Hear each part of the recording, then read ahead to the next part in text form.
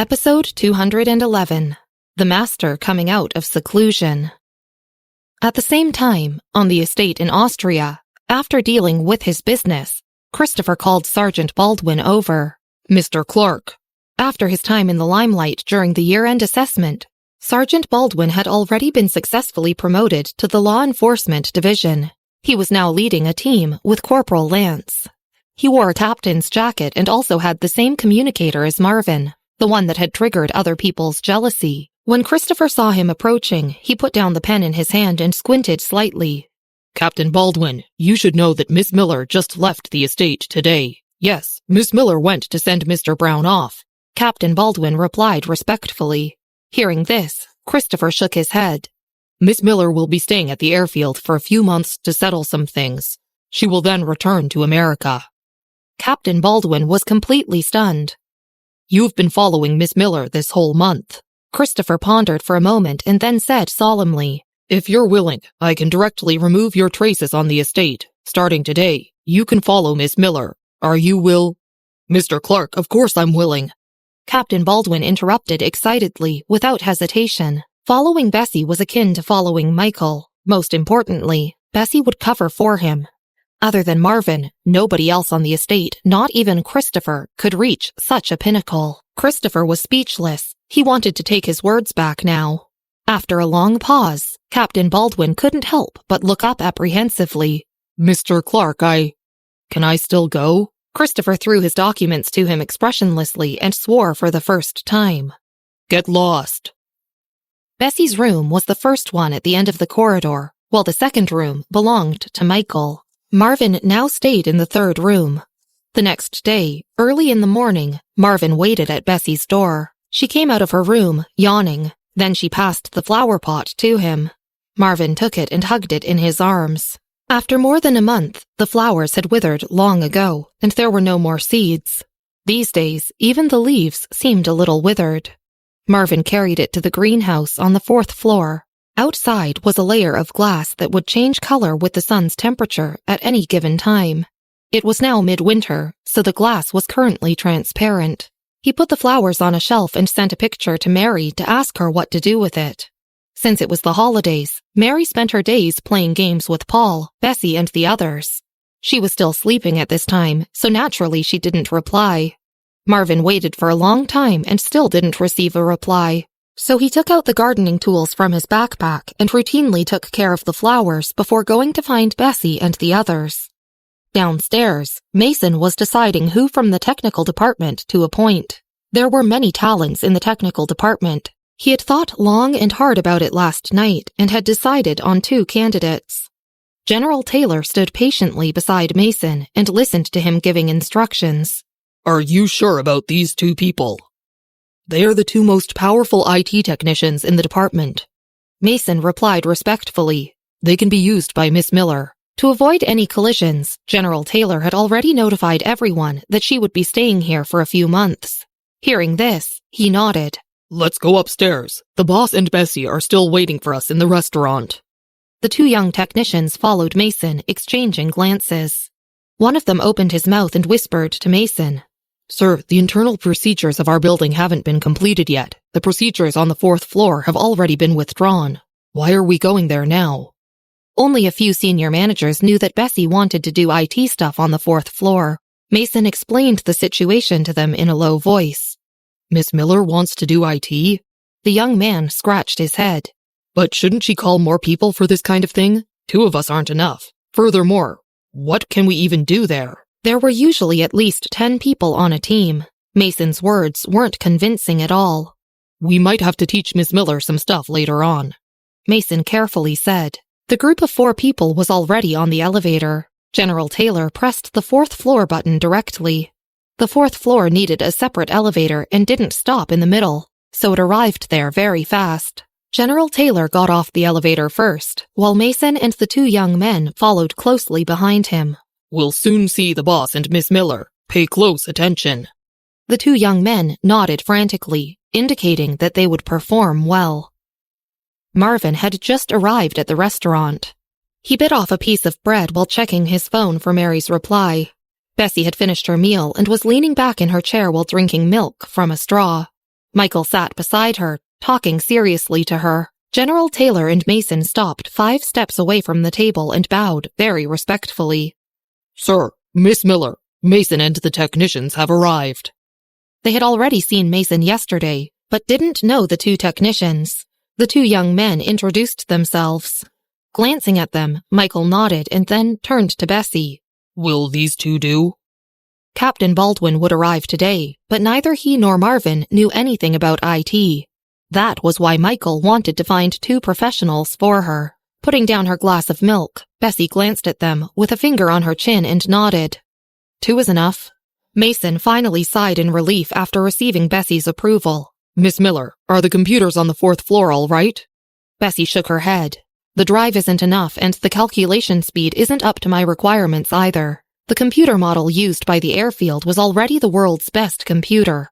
After all, they had to calculate huge amounts of data every day. The 2 young technicians exchanged glances and began to worry. Did Bessy understand computers?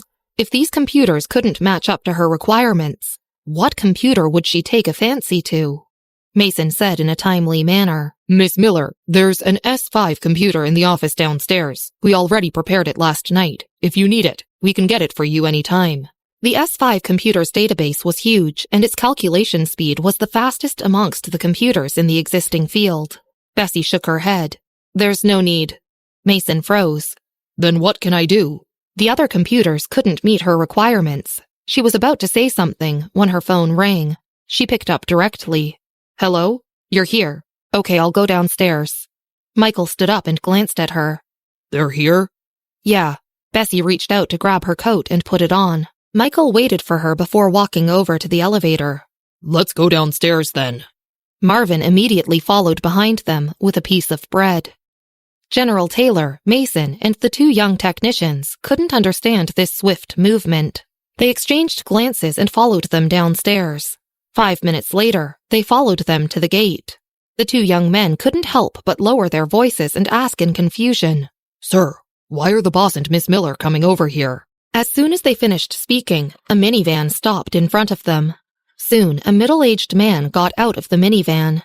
He walked over to Bessy and greeted her respectfully. Miss Miller. Then, he took the keys and went to the back of the van. He opened the loading compartment and revealed 2 rows of cardboard boxes. Michael stood there, scanning the boxes. Then he turned to Marvin and Mason. Bring these boxes to the 4th floor. The boxes were a little heavy, but they weren't a problem for Marvin now. He could carry 2 of them at once. But he was afraid of spoiling Bessy's things, so he didn't dare to do so. He carefully picked up 1 box to take to the 4th floor. Bessy led the middle-aged man to one side and said something to him. Mason and the 2 technicians knew that Marvin always followed Bessy, so they followed behind him closely. On the 4th floor, Marvin put down the box carefully. The other 3 also relaxed after seeing his movements. Marvin, what's in Miss Miller's box? Mason weighed the box and couldn't help but ask. He knew the boxes belonged to Bessy, not because of her phone call, but because of the symbol on the truck at the airfield just now. Hearing this, Marvin shook his head and remained silent. He didn't know, but according to his experience, it was not ordinary. General Taylor found a few young men and ordered them to move the remaining boxes over. Do we need to move the 3 S5 computers in the office on the 1st floor too? After moving the boxes, General Taylor told the young men to go downstairs first. He remembered Christopher mentioning that Bessy didn't like to stay in a crowd for too long. This was also why Michael had arranged the 4th floor for her. Miss Miller said there was no need, but I'll ask again. Mason frowned. Bessy had said the computers on the 4th floor wouldn't do, but she had rejected the S5 computers too. She came up to the 4th floor with Michael just as Mason finished speaking. Walking 1 step behind Michael, her eyes were lowered slightly, and she was on a phone call with someone. Michael glanced at the others, who were silent again, and couldn't help but raise his chin. What is it? Mason glanced in Bessy's direction and lowered his voice. Ms. Miller said that the computers wouldn't do, so we don't have to bring the S5 computers up? Michael shook his head. There's no need. Open the boxes first.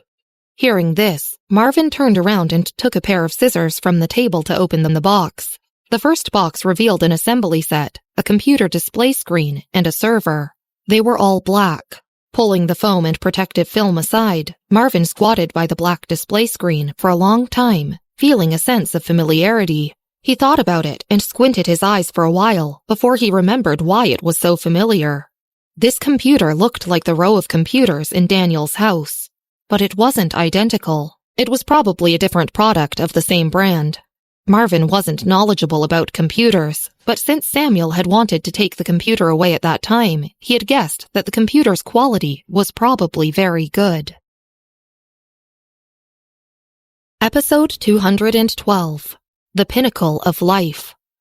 After all, Samuel was a gamer and had a computer specially configured for himself.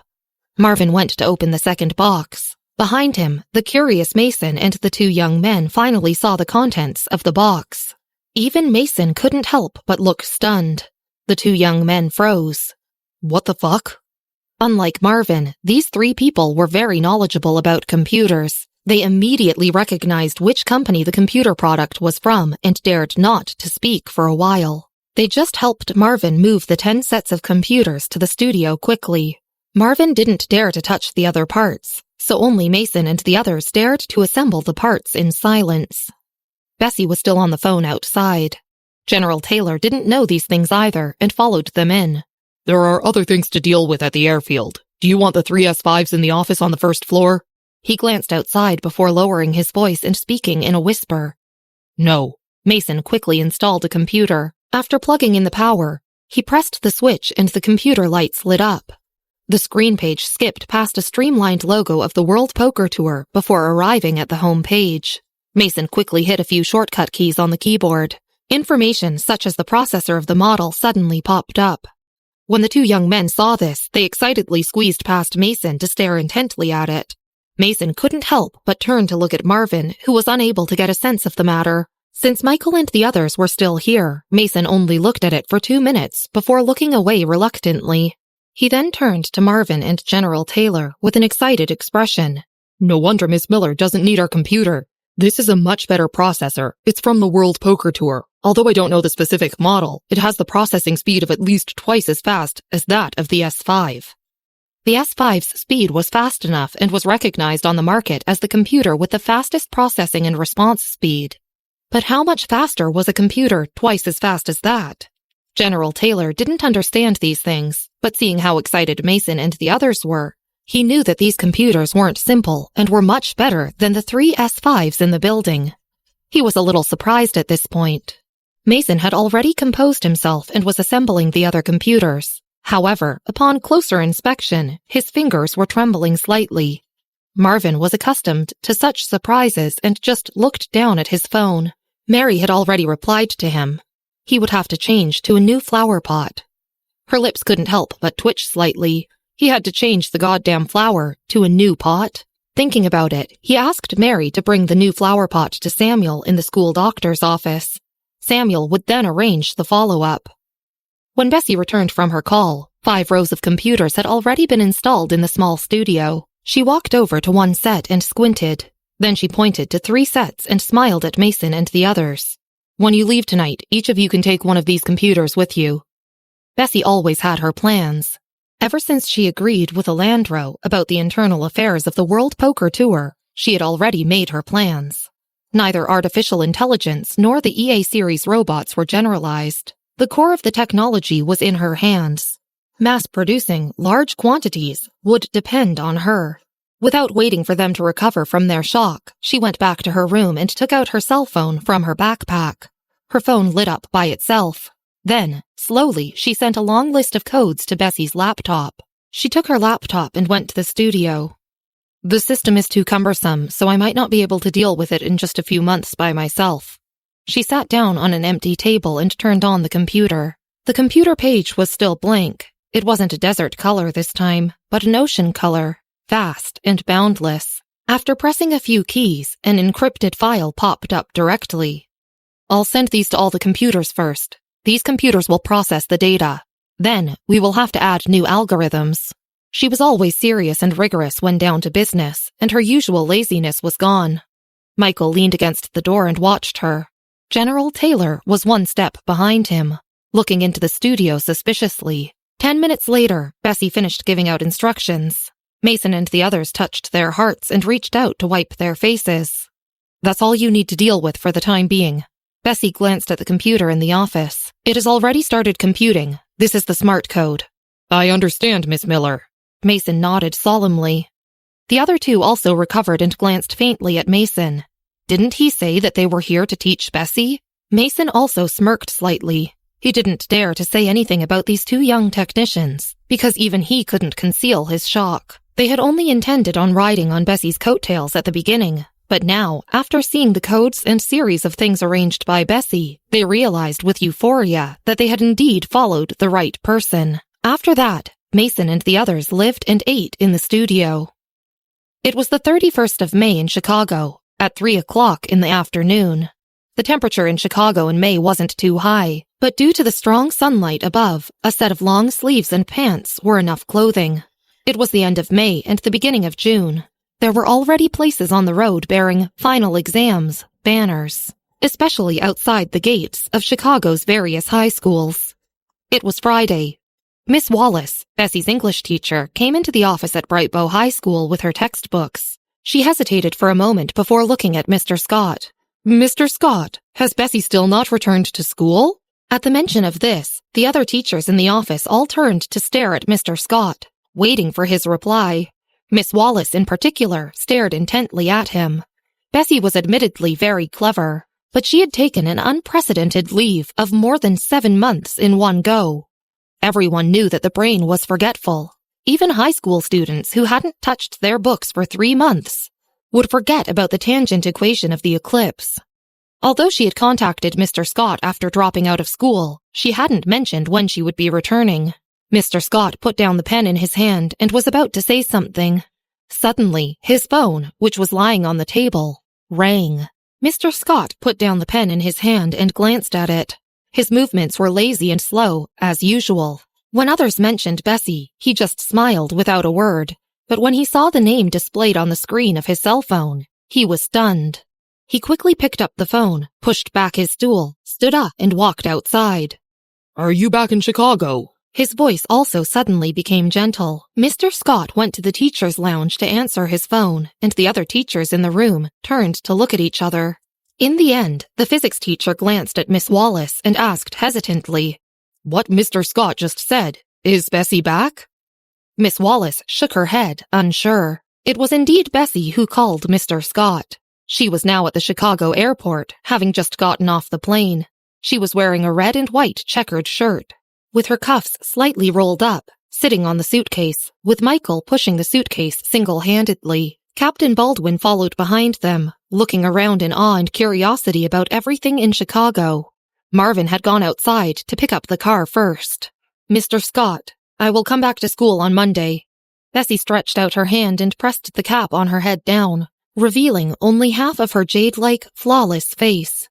Mr. Scott stood in the hallway holding his cell phone in one hand and resting his other hand on the handrail. He looked at the incoming teachers and students with joy. That's good. I have all your documents sorted out. After a pause, Mr. Scott asked again, Are you lagging in the course? No, Bessy smiled. I've been studying with a tutor. Bessy always knew what to do. Hearing what she said, Mr. Scott was completely relieved. That's great. You have always had your ideas. I won't say much. When you come to school in a few days, there are some things that you will need to complete. After chatting with Bessy for a bit longer, he ended the call. Mr. Scott looked at the screen showing the call had, pondered it for a while, then turned to the address book, clicked on Principal White's number, and sent a message to him. Going back to the office, Mr. Scott felt relaxed. The other teachers had been paying attention to Mr. Scott's demeanor and movements. Although Mrs. Lewis was putting away some books, the corner of her eyes were also fixed on Mr. Scott's direction. Miss Wallace, who taught the English class, had always had a good relationship with Mr. Scott. She put down the papers in her hands and asked curiously, Mr. Scott, was that Bessy just now?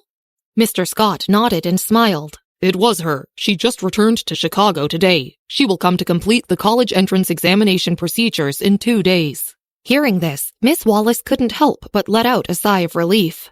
Bessy had dropped out of school for nearly 8 months. In the beginning, the teachers were very relaxed, but later on, They all began to worry about whether Bessy could keep up with her courses. Because she had been suspended from school before, they did not know if she could catch up for the final exam. Now that Mr. Scott had said she was back, Miss Wallace could let go of her worry. Mrs. Lewis finished sorting out the books in her hands. Seeing that both Miss Wallace and Mr. Scott were beaming, she couldn't help but purse her lips. She hasn't come to school for more than 7 months. Who knows if her academics are ruined? The next class was Mr. Scott's math class. Mr. Scott picked up a paper, hearing Mrs. Lewis's words. He only smiled and ignored her, and went upstairs with his hands behind his back, humming a soft tune. After he left, the other teachers in the office looked at each other. I don't know about the other students, but Bessy, she's different from the others. The physics teacher smiled and leaned back in his chair, still holding his thermos. She has a plan for her own life. Mrs. Lewis was quick to speak, and everyone knew that Bessy's academic performance was very good. It was just that Bessy's leave was more than 7 months long. That was rare. As finals drew closer and closer, more and more people in the school were discussing Bessy. Some people suspected that Bessy would rush back to school for finals in the nick of time. Now that they finally got the news from Mr. Scott, the other teachers in the office glanced at each other. Charles Wheeler High School and Brightbow High School were neck and neck. The two schools were almost evenly matched in the examination results from previous years.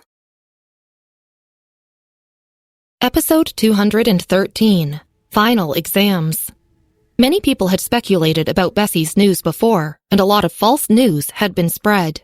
Some people said that Bessy had left to study abroad, and some said that she wouldn't take finals. Now that they got a credible answer from Mr. Scott that Bessy had returned, the rankings among the famous high schools in Chicago were about to change again.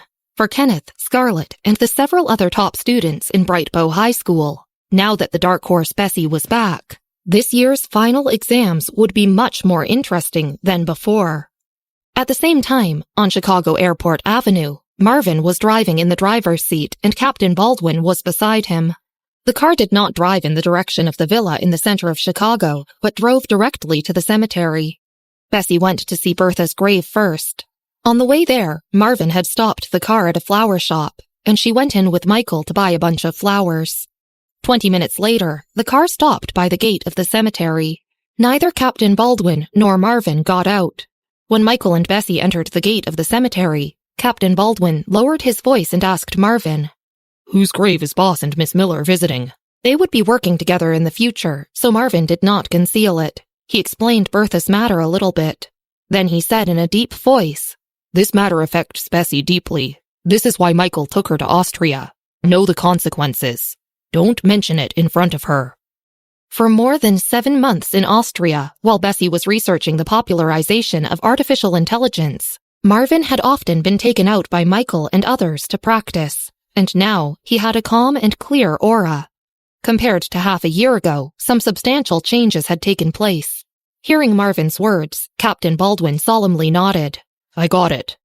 Marvin nodded and wanted to say something else, but the phone in his pocket rang, and he looked down. The message was sent by Sherry, asking for his whereabouts. If this were 6 months ago, Marvin would have been ecstatic to see a message from Sherry. After all, Sherry was his idol.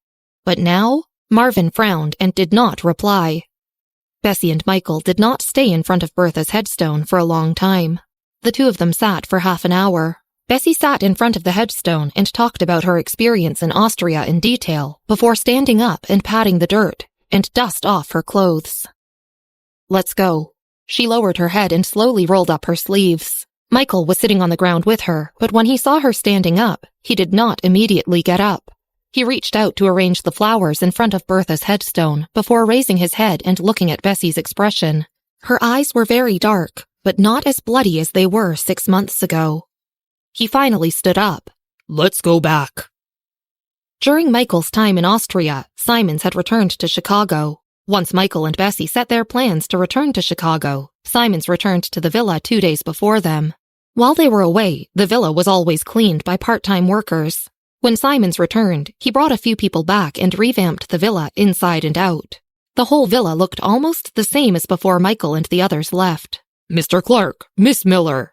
Simons greeted them. He had prepared a meal. After letting them sit down at the dinner table, he pushed the reading glasses up the bridge of his nose and pulled out a small book from his jacket pocket. After turning a few pages, he put his hand against the reading glasses and looked at Bessy. Miss Miller, while you were in Austria, did you listen to your tutor during classes? Bessy held her fork, lowered her head and said lightly, "Yes." Simons glanced at Bessy and felt that her answer did not seem right. After Bessy finished eating, he thought for a while, then took out his cell phone and sent a few words to the tutors. He then politely smiled. The several tutors almost all sent him the same answer. ... Not only that, everyone returned the money to him. What did this mean? Simons was shocked. Could it be that Bessy was at a point where she was beyond help? The phone in the hall rang. "Simons, it's Joshua's phone." The maid held out the phone and spoke respectfully to Simons. Simons answered the phone worriedly. "Mr. Clark." He put the phone to his ear and spoke respectfully. People in their social circle in the capital knew a lot about Bessy's every movement, and Joshua had heard about her return. He had called Simons mainly to ask about this. Simons glanced upstairs, lowered his voice and said in a worried tone, "Bessy is back to take her final exams, but all the teachers who tutored her returned the money." Did they think they couldn't save Bessy? In the capital, Joshua was sitting on the sofa. After talking to Simons, he was thoughtful. On the opposite sofa, Sherry sat cautiously. Grandpa Clark, was that Simons? In terms of seniority, Sherry was younger than Michael. "It was him." Joshua smiled. He'd had Sherry come over today mainly to ask about 129. Sherry had become an ordinary member of 129 last year, which caused a lot of waves in their circle. "I heard that Michael went to Austria to play. Is he finally back?" Sherry pursed her lips and smiled, then glanced at Joshua. "Are you worried about the girl next to him?" Only then did Joshua raise his eyes and calmly said, "She's going to take her final exams, and I especially sent Simons to handle this matter." "Final exams?" Sherry was taken aback. She pursed her lips and said in surprise, "Last year Marvin said that Bessy doesn't need to take her finals, and that both the Clark and the Bright families have made arrangements." A middle-aged man outside the door came in and sneered when he heard Sherry's words. "The Clark family made arrangements? Who arranged it for her? Let Michael face his big words for himself. The Clark family shouldn't have to lose face." "Aaron!" Joshua put down the teacup in his hand without a change in his expression and interrupted him directly with a sharp gaze. Taken aback, Sherry stood up cautiously. "Grandpa Clark, No one had mentioned this matter to Joshua. His bleak eyes looked endless, but he smiled gently and waved his hands. "It's okay. That kid always has her ideas." Listening to Joshua's words, Sherry's hands tightened slightly, but she just smiled. "I will listen to what you said and won't bother you about it anymore." Joshua took her to the door himself. After Sherry left, Joshua walked back slowly. "Dad, aren't you too indulgent to Michael, arranging things for the woman he likes? If word gets out, what will the Clark family's reputation be?" Aaron looked at Joshua, feeling it was unfair. "You don't care?" "Enough. This is nothing," Joshua said lightly. He turned around and walked upstairs. Although his words were light, his brows were slightly twisted and knotted together. Outside the gate of Clark's house, the Flake family's car was waiting. Sherry stood by the car without getting in. Instead, she took out her cell phone and opened Twitter to check something. She had sent Marvin a message in the afternoon, but he had yet to respond. Was he busy? Sherry was a little irritable for no reason. Previously, when she messaged Marvin, he responded in seconds. Since he went to Austria, it seemed like everything had changed. What happened to them in Austria? The driver of the Flake family's car walked to the passenger seat and opened the door. After waiting for a long time and seeing that Sherry did not get in the car, he couldn't help but whisper, "Miss?" Sherry came back to her senses and pursed her lips, her expression barely changing. "Let's go." She bent over and got into the car. On Monday, June 3rd, Brightbow High School was issuing admission passes for the final exams. Back at the Smith family's house, Anne had just arrived after her morning flight had landed. Aunt Ruth respectfully picked up the bag from her hand. "Miss, you're back." Anne nodded slightly and smiled. She was now learning the violin from Mr. Anderson, and she had achieved success already. She was talented, but not too strong. But after returning from Austria, she worked harder than before to learn the violin. She had no time to rest almost every day. She was top-notch amongst the newcomers to the National Violin Association. Mr. Anderson also valued her very much and was waiting for her to compete for him at the National Violin Association's membership trial this year. Darryl knew that Anne was back today, and he rushed over from the old house in the morning. Anne, are you going back to school in the morning to go through the procedures? Darryl's voice was gentle. Now that Bessy had no room to turn back, Darryl was running out of options. But Anne did not disappoint him. Yes, I'll go with Mom. Anne took the tea from Aunt Ruth, smiled slightly, and glanced at Grace. By the way, Mom, do you have any news from my sister? She should be back now that it's almost her finals, right? Grace shook her head and twisted her eyebrows slightly. Did that mean she was not back yet? Anne took a sip of tea and shook her head slightly, seeming to sigh. Is she going to stay for another year? It's a pity. I originally thought that we would get together in the capital. Let's stop talking about it. Grace raised her eyebrows and put down her teacup. Grace let Anne rest for a while, and in the afternoon, she went to the school to get the admission pass for the procedures. After finishing the procedures in the afternoon, I will take you to see your aunt. You haven't seen each other in a few months. After Grace had eaten, she sat on the sofa holding the mirror and touching up her lipstick. Anne nodded, not very interested. Okay. At the same time, in Brightbow High School's English class, it was the last day of classes. The next day marked the start of vacation for the freshman year of high school. Paul followed Kenneth, not very emotional. Weird. Why are there so many people in the corridor of our class? Paul looked up lazily and saw the silhouettes of people in the corridor of English class. Did they all come to find out your contact information, to fill in the student records? Paul glanced at Kenneth and raised his eyebrows. Since it was nearing graduation, a lot of people had come looking for Kenneth recently. Kenneth looked at the silhouettes, and a cold and cruel thought passed in his mind. After a pause, he lowered his eyebrows, hesitated, and said, It shouldn't be me they are looking for. Paul abruptly stopped and suddenly remembered another person. Episode 214. Bessy's Return. Chaos in the High Schools. His whole person was instantly radiant. He raised his head, pushed aside the group of people, and looked directly at the table near the window. Over the past 6 months, Mr. Scott had not changed seats because of the good learning atmosphere in the class and the rapid improvements in their grades. Moreover, students who changed positions may still need time to adapt. Mr. Scott listened to the suggestions of the students and did not change the seats again. The seat in the 4th row by the window was Bessy's seat.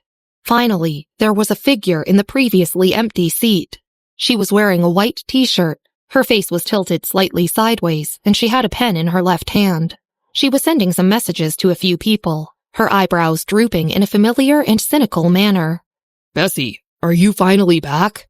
Paul found his voice after being stunned and walked over to her. Bessy's classmates at the table moved to give him space, as always.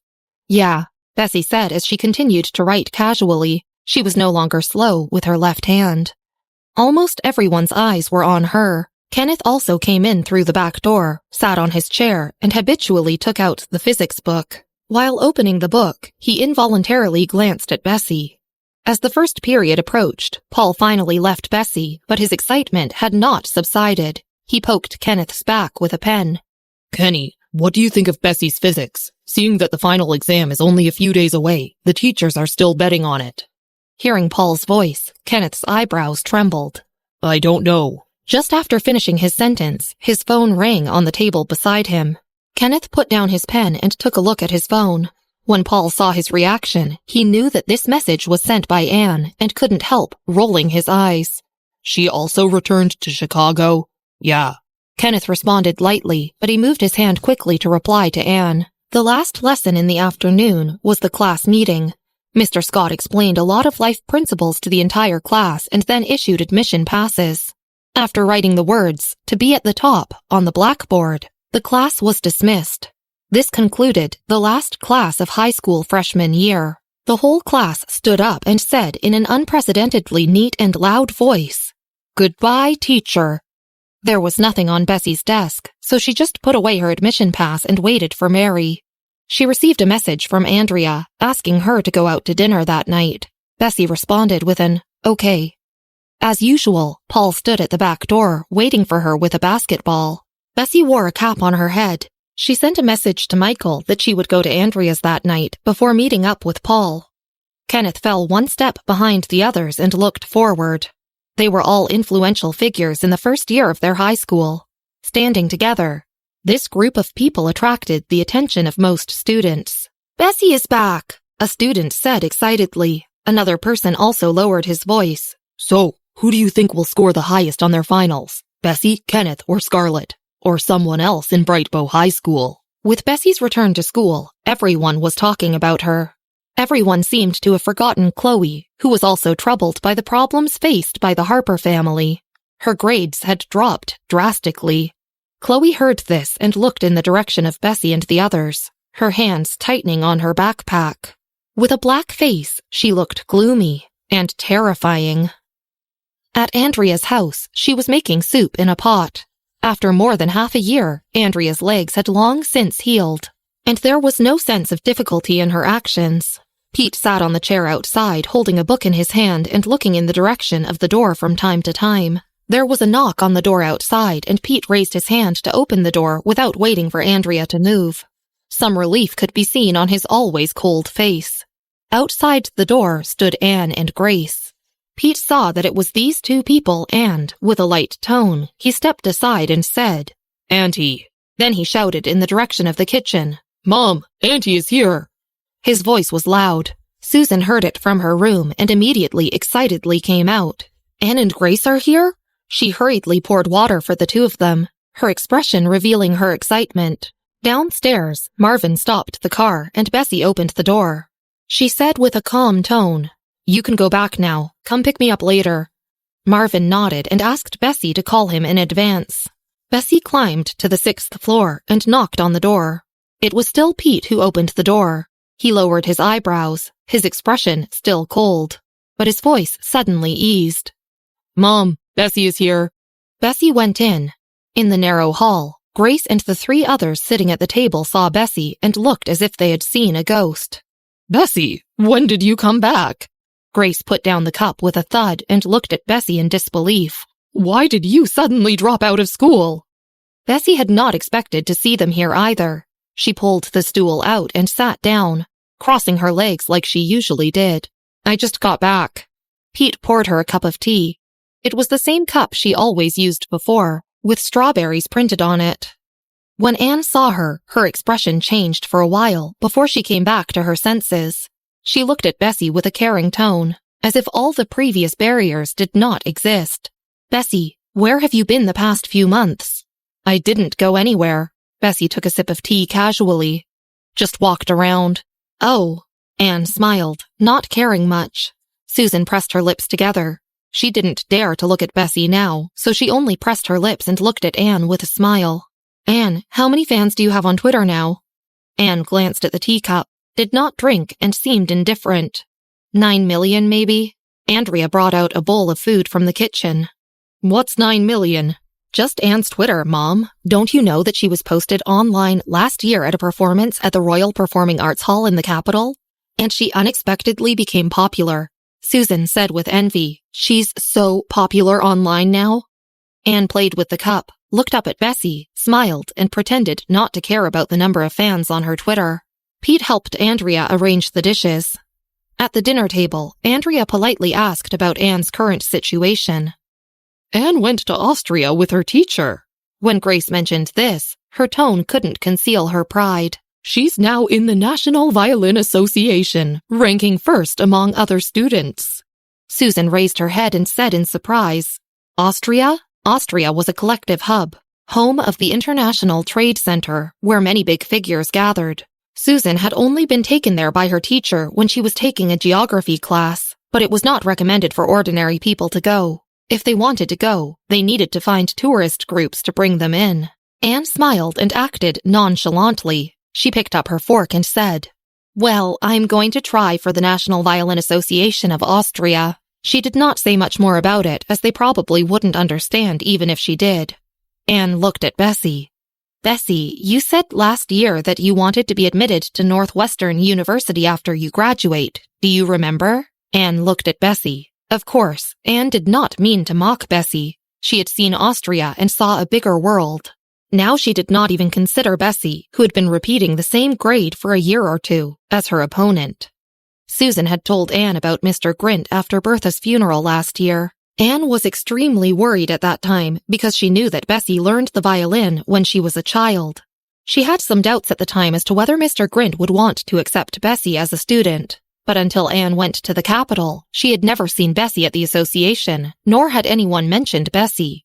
As for Mr. Grint, after Bertha's funeral, he had also returned to the National Violin Association and attended many large-scale events. Anne and many other students went to Mr. Grint's classes. She had paid careful attention and had never heard of Bessy being mentioned by anyone around Mr. Grint. Anne had even asked someone in the association to inquire about Bessy, but the answer she got was that they had never heard Bessy's name. Anne finally let her guard down then. It seemed that Mr. Grint was not trying to recruit Bessy as his student. But this was not surprising. Still, if Bessy had known Mr. Grint a long time ago, why did he never mention her? Thinking of this, Anne slowly took a bite of her vegetables and raised her eyebrows to look at Bessy. Her mood suddenly soured. She didn't know that Bessy had been in Austria for more than half a year, nor did she know what Bessy was doing. She had assumed that Bessy did not feel like studying, just like before, so she dropped out again. After all, Bessy had a habit of doing this. The relationship between Anne and Bessy had always been tense. She hated everything about Bessy. Bessy didn't even have to do anything, and people around her would involuntarily pay attention to her. But now, Anne felt that she had gotten away from being stuck in Chicago and had almost gotten rid of her own family, reaching a point that Bessy could never reach in this lifetime. She no longer cared about her past friction with Bessy. After hearing Anne's question about Northwestern University, Bessy was silent for a moment. Then she looked up at her. Andrea coughed. Bessy, have some soup. I spent all afternoon cooking it. She picked up the bowl beside Bessy and filled it with soup for her. Bessy took the soup that Andrea poured for her and picked up her spoon.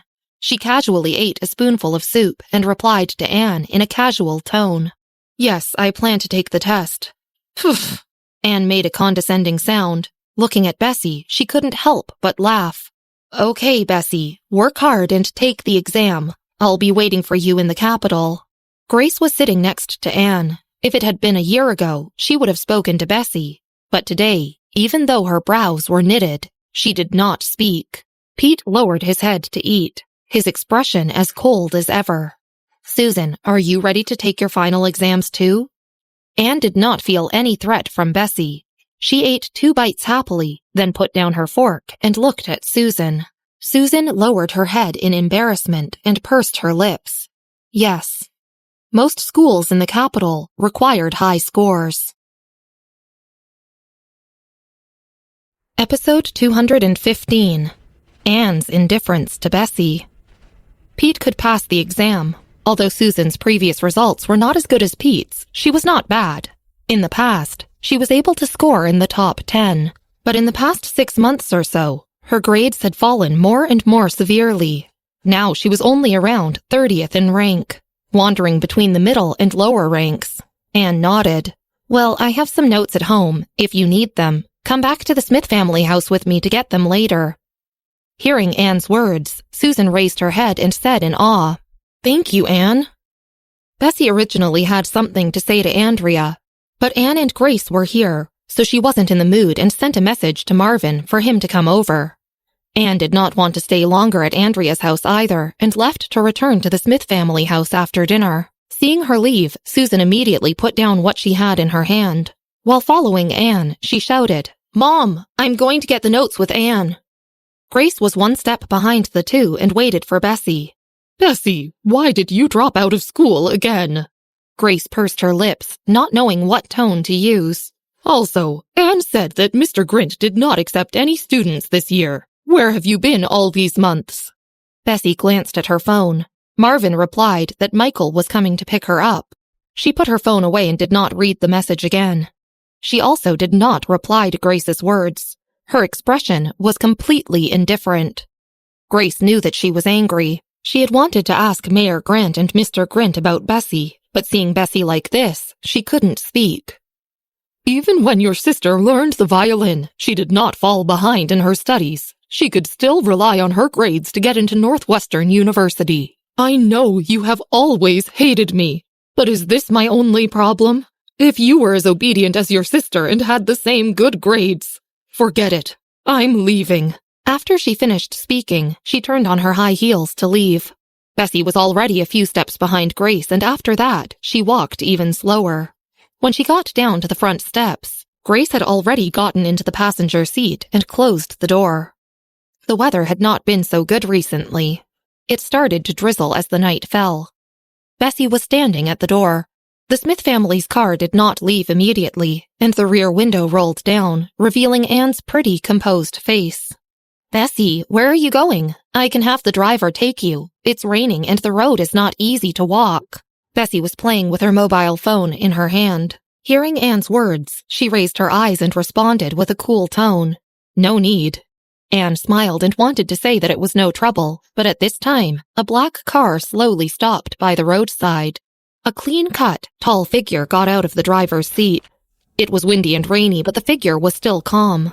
The dim streetlight reflected off of him as he walked slowly towards the door with a black silk umbrella, as if coming out of an ink painting. Michael stood at the bottom of the steps and waited for Bessy to come down, ignoring the looks from the car and lowering his voice. "Should I go up and see your aunt?" Bessy tucked the phone back into her pocket, shook her head and said in a low voice, "No, she has to work overtime tonight." Michael still thought about it, but decided not to go up in the end. When he returned, he would ask Marvin to send a bunch of things to Andrea. The two walked towards the car together. Not far away, the Smith family's car had not driven away yet, and the group of people inside the car saw this scene unfold in front of their eyes. Anne had met Michael before, but then she had gone to the Capitol, and she didn't know what had happened next. Studying under Mr. Anderson, Anne had also met many people, especially at the large dinners she attended in the Capitol and during her trip to Austria. But she had never seen anyone more striking than the person at Bessy's side. "Mom, do you know him?" Anne asked as she looked out of the car window. Grace shook her head, shrinking her neck involuntarily. "He's a doctor with the last name Clark. I don't know anything else." Susan also looked out the window, a complicated look in her eyes.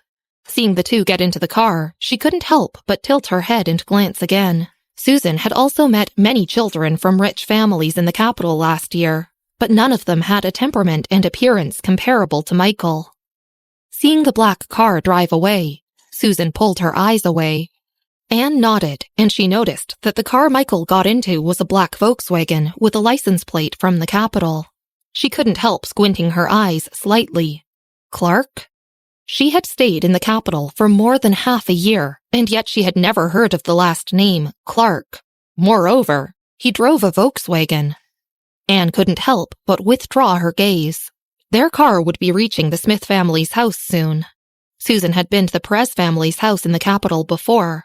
There was still a slight gap between the Smith family and the Perez family. Therefore, even when she came to the Smith family for the first time, Susan did not get surprised, but followed Anne silently. "Back so early?" David and Daryl were sitting on the sofa and discussing matters. Now the Smith family no longer saw Anne as invisible, especially Daryl. Anne changed into a pair of slippers. "We came back after eating at Aunt Andrea's house," she said again after a pause. "Dad, Grandpa, do you know who I saw at Aunt Andrea's house?" "Who?" Daryl laughed. "My sister. She's back for the final exams." Anne's voice was very excited. Daryl was taken aback for a moment, but did not ask much. "She's back?" She had not attended school for more than 7 months, and her grades were not good. He was not interested in whether or not Bessy could take her finals. Seeing the expressions of Daryl and David, Anne pursed her lips and smiled without saying much. She turned sideways and spoke warmly to Susan. "Let's go to my study to get you the notes." Anne took Susan to her study upstairs, took down a bunch of notebooks, and handed them to Susan. Susan took them immediately and said excitedly, "Thank you, Anne." "No problem." Anne said lightly. Upstairs, Chloe was on the phone with her family, talking about the college entrance examination. As she was still on the phone, she started to walk downstairs. When she went downstairs, she happened to see Susan. Chloe had never met Grace's relatives and naturally did not know Susan. Susan was in a different class and she had no reputation at school. But Chloe herself was well known in school, especially as a student who had transferred from the capital at the beginning of the year. Plus, she was also a substitute for Team OST. Her reputation in the school was akin to that of Thunder. However, her popularity in the school declined due to her trouble with the English class. But Susan still recognized Chloe. She held the pile of materials from Anne and spoke respectfully to Chloe. Chloe. Chloe still had her mobile phone in her hand. Hearing Susan's voice, she only replied with a faint, as arrogant as ever, without speaking. Susan knew that she was from the capital, so not daring to say anything, she turned around and left. Because of her quick turn, an old photo fell out of her pile of review materials. Susan had already gone downstairs. Chloe saw the photo fall, but couldn't be bothered to tell Susan. She ignored the old photo at first. Then, from the corner of her eye, Chloe paused when she saw the figure in the old photo.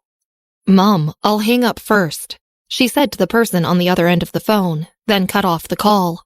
She squatted down, leaned over, and picked up the photo at her feet. There were 4 people in the photo. She recognized the second person on the left as Bessy, and there was an old woman in the middle. The first person on the left was a girl who she had just met, and the first person on the right was a cold-looking boy. Chloe brought the photo closer and couldn't help squinting. After being in school for so long, she naturally heard some things about Bessy's sudden suspension from school, and many of the rumors said that Bessy's grandmother had passed away and she couldn't bear the shock. The news was not particularly credible, but Chloe knew that Bessy was indeed brought up by her grandmother, and Bessy. It was true that she had dropped out of school after her grandmother had passed away. No matter what, Bessy cared about her grandmother. Chloe looked at this photo thoughtfully. Aunt Ruth came up with a glass of water and looked at Chloe suspiciously. "Miss Harper, aren't you going to rest?" Chloe immediately tucked the photo back into her pocket. She pondered for a moment, then nodded and said calmly, "Yes, I'm going to rest now." At the same time, in Anne's room, she was calling Mr. Anderson. Mr. Anderson's voice was slightly low. "The assessment by the association will be in 2 months. It will be no problem for you to get first place among those students. Then I will ask Mr. Grit to recommend you to the Austria National Violin Association." Mr. Anderson himself definitely did not have the qualifications to recommend candidates to the Austria Association. Only Mr. Grint could contact people in Austria, after searching several times through the entire Violin Association. There were many new members of the Violin Association this year, and Anne may not have been the most talented. But she was the most hard-working and the most famous. Her fans on Twitter were also approaching 10 million. Hearing Mr. Anderson speak of the Austria Association, a trace of arrogance appeared in Anne's eyes. Austria and the capital were the ultimate goals of her struggle. She had just showered, and she was wearing a bathrobe, standing by the French window. She opened the window and her eyes filled with confidence. "Thank you, teacher." She told Mr. Anderson a few things about the National Violin Association and Austria, and suddenly remembered running into Michael at Andrea's that night. "Teacher, I have one more question I want to ask you." She squinted slightly. Mr. Anderson did not hang up the phone. He had always been patient with Anne. "Ask away." "Is there a family with the last name Clark in the capital?" Anne pursed her lips. "Clark?" Mr. Anderson's voice tightened when Anne mentioned this. When she said Clark, he could only think of the courtyard in that alley. Episode 216. Family Dinner at Andrea's House. Anne looked at the tree outside the window. Her voice was somewhat indifferent and very weak. "It's okay, I was just asking. My sister seems to be very close to a man from the capital, with the last name Clark." "Well..." At first, Mr. Anderson thought that Anne had provoked the Clark family. Hearing this sentence, his heart loosened. He had heard of Anne's sister, but he couldn't get in touch with the Clark family at all. He calmed down. The Clark family is an influential family, but I haven't seen their power. It should have nothing to do with your sister." Hearing Mr. Anderson's words, Anne smiled. "I see. Rest early, teacher." Mr. Anderson had never seen it, and it should have nothing to do with the man next to Bessy. After all, that man was a doctor. Anne put down her phone and went to the bathroom to get a hairdryer to dry her hair. After drying her hair, her phone rang a few times. It was Kenneth. Now that she was back in Chicago, Anne had not been as clingy towards Kenneth as before. She glanced at the message Kenneth had sent. Then she asked which school Kenneth was going to for the exam, and Kenneth replied to her, "Gwen Park High School." Gwen Park High School? Anne was in Charles Wheeler High School. She did not say anything else. At the downtown villa, Simons was wearing his glasses to look at Bessy's admission pass and a stack of materials. Simons flipped through the notebook in his hand and said solemnly, "Bessy is taking an exam at Bright Bow High School. The day after tomorrow, we will take Bessy to see the examination room and get familiar with it." Michael glanced at Bessy. She was sitting on the opposite side of the room, playing with her mobile phone. Hearing this, she raised her eyes. "No, I made an appointment with my classmates to see the examination room." She, Paul, and Mary were all in the same school, Bright Bow High School, Charles Wheeler High School's century-old rival. Simons put away the notebook and nodded. "Then let Marvin take you to Bright Bow High School tomorrow." He thought for a while and called the chef out again, asking him to prepare food fit for students taking final exams in the next few days. The chef nodded and then took careful notes. Hearing such meticulous instructions from Simons, he couldn't help but glance at Bessy. He wondered in regard to Bessy's grades. Could it be possible to pass the exam with such a meticulous preparation of food? He did not dare to talk more about the host's affairs, and only secretly complained in his heart. Bessy's mobile phone rang at this time. It was Samuel asking her to play games. After thinking about it, she mentioned it to Michael and went upstairs to play the game. "Why is Samuel asking Bessy to play games at this time? Isn't this hurting Bessy?" Simons looked at Marvin with a serious expression and a worried tone. Marvin looked at Simons very inscrutably, and then turned to go to the flower room. "Captain Baldwin." Simons held a small notebook. "What happened to Marvin recently?" Captain Baldwin stood up immediately and shook his head in a very respectful voice. "Mr. Marvin is always very mysterious." Simons did not know what to say. June 5th was the day Bessy had made an appointment with Paul and Mary to see the examination room. Bright Bow High School was almost the same size as Charles Wheeler High School. There were 3 teaching buildings. Mary and Bessy were in the same building, and Paul was in the last building. The 3 went to see the examination rooms together. All high schools and universities in Chicago had been on vacation since yesterday. The examination rooms were open today. Students could visit the examination rooms on the 5th and 6th, so as not to delay the exam time on the day if the candidates were not familiar with the route. It was noon now, and there was not too many people coming to see the examination rooms. Chicago was a big city, and groups of students walking together could be seen nearby. Paul looked at the strong sunlight above his head and suggested, "Bessy, shall we go to eat burgers?" Bessy put her cap on her head and pressed it down. She then said in a casual tone, "Up to you." Not far away, a truck sped up. Bessy did not pay attention at first. She did not slow down until the truck turned the corner and came towards the crowd. Her expression changed. Something was wrong. She reached out and pushed Paul and Mary away. "Ah!" A group of students screamed behind them, and the scene suddenly became chaotic. Bessy did not move. She reached out her hand and pushed away Mary and Paul, but she did not leave immediately. Not knowing whether the car was acting this way on purpose or out of control, Bessy pressed her lips together and tried to find a way to control it. However, when her gaze fell on a photo in the path of the car's wheels, her eyes suddenly became blood red.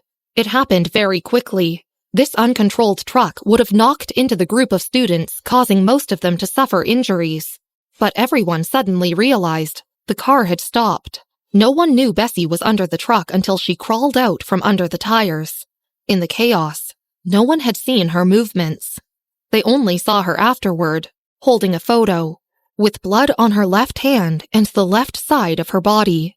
After Mary was pushed away by Bessy, she was stunned for several seconds before realizing what she was seeing.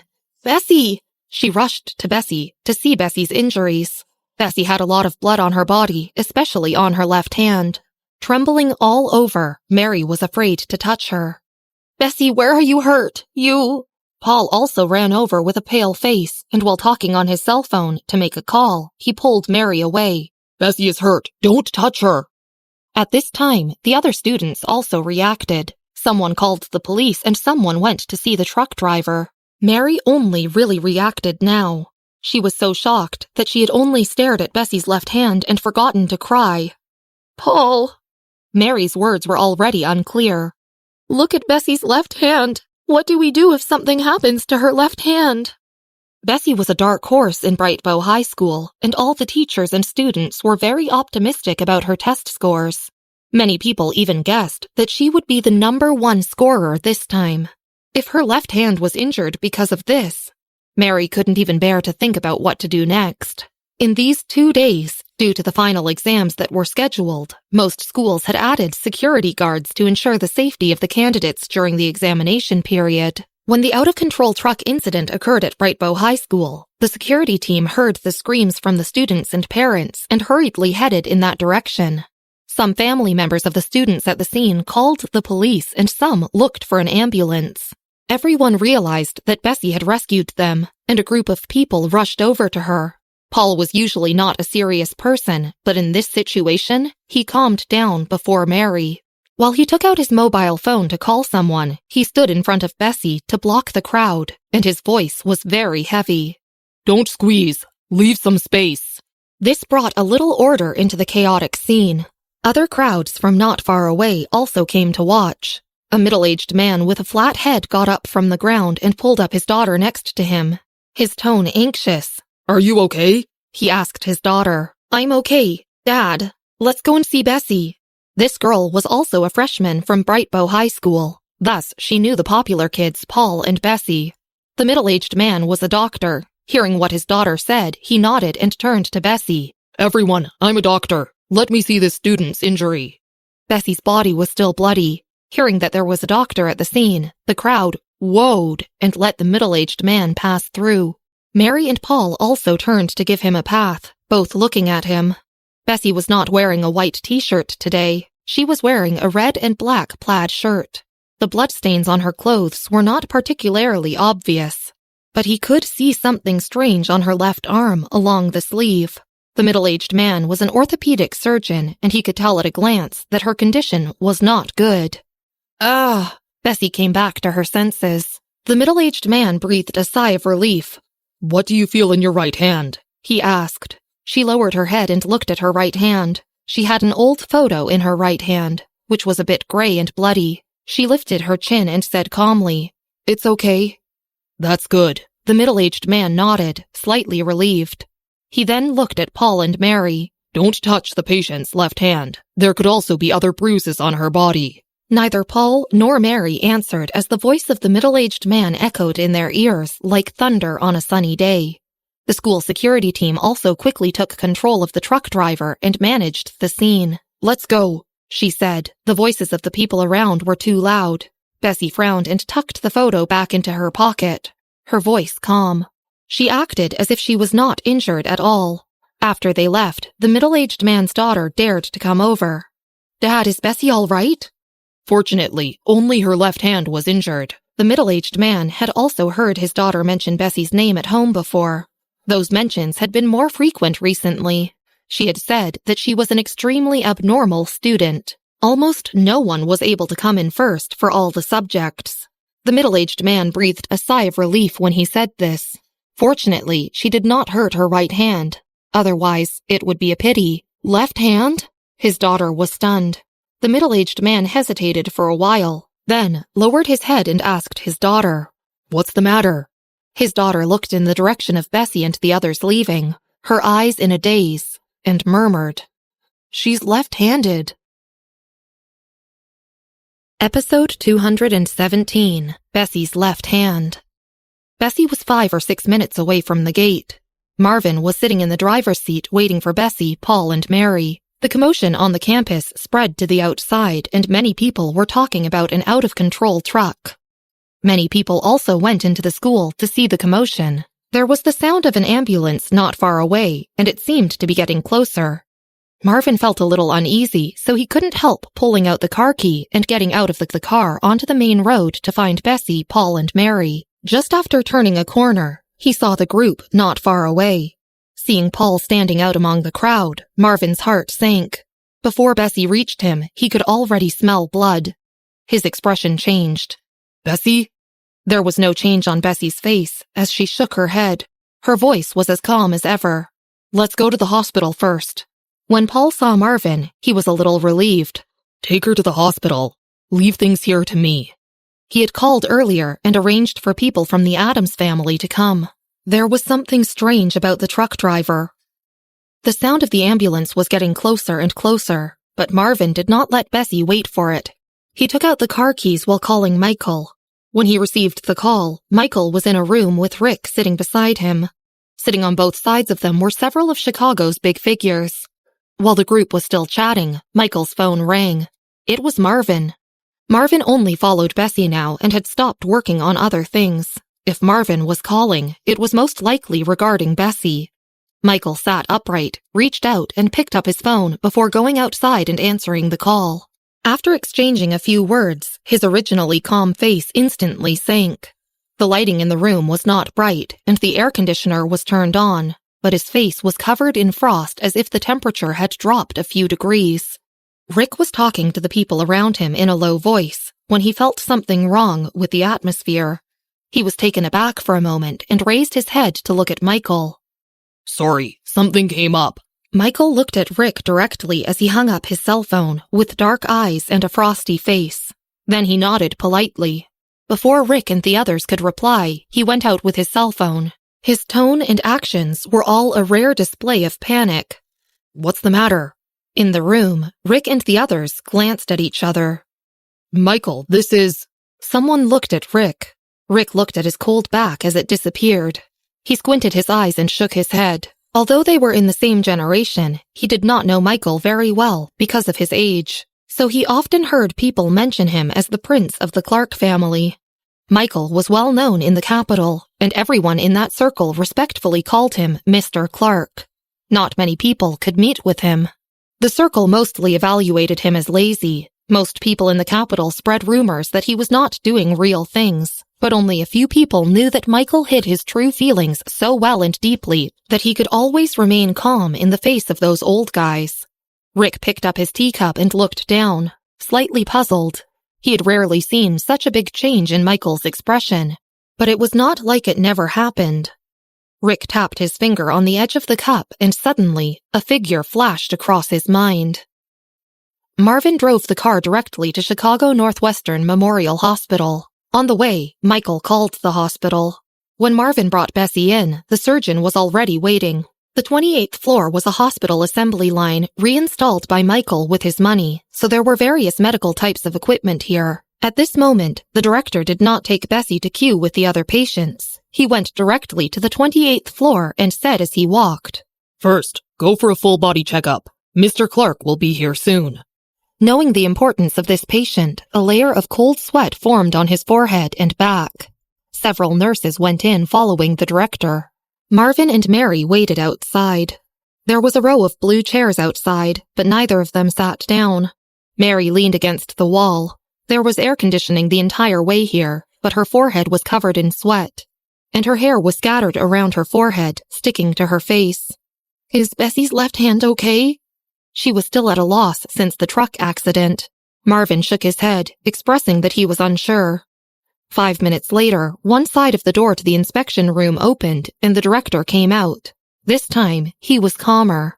"The bone in her left hand is cracked. There is a scratch, and her calf also has a scratch. The patient has no life-threatening injuries." When speaking, the doctor also sighed in relief. Marvin's heart plummeted because of the doctor's words. Cracked bone? It would take at least 4 weeks to heal properly, but the day after tomorrow was final exams. Michael was still on his way here. Marvin was still holding his cell phone, and Michael was waiting for his call. But at this time, he did not know what to say. Just then, the elevator stopped on the 28th floor. The door opened and a long and cold figure stepped out.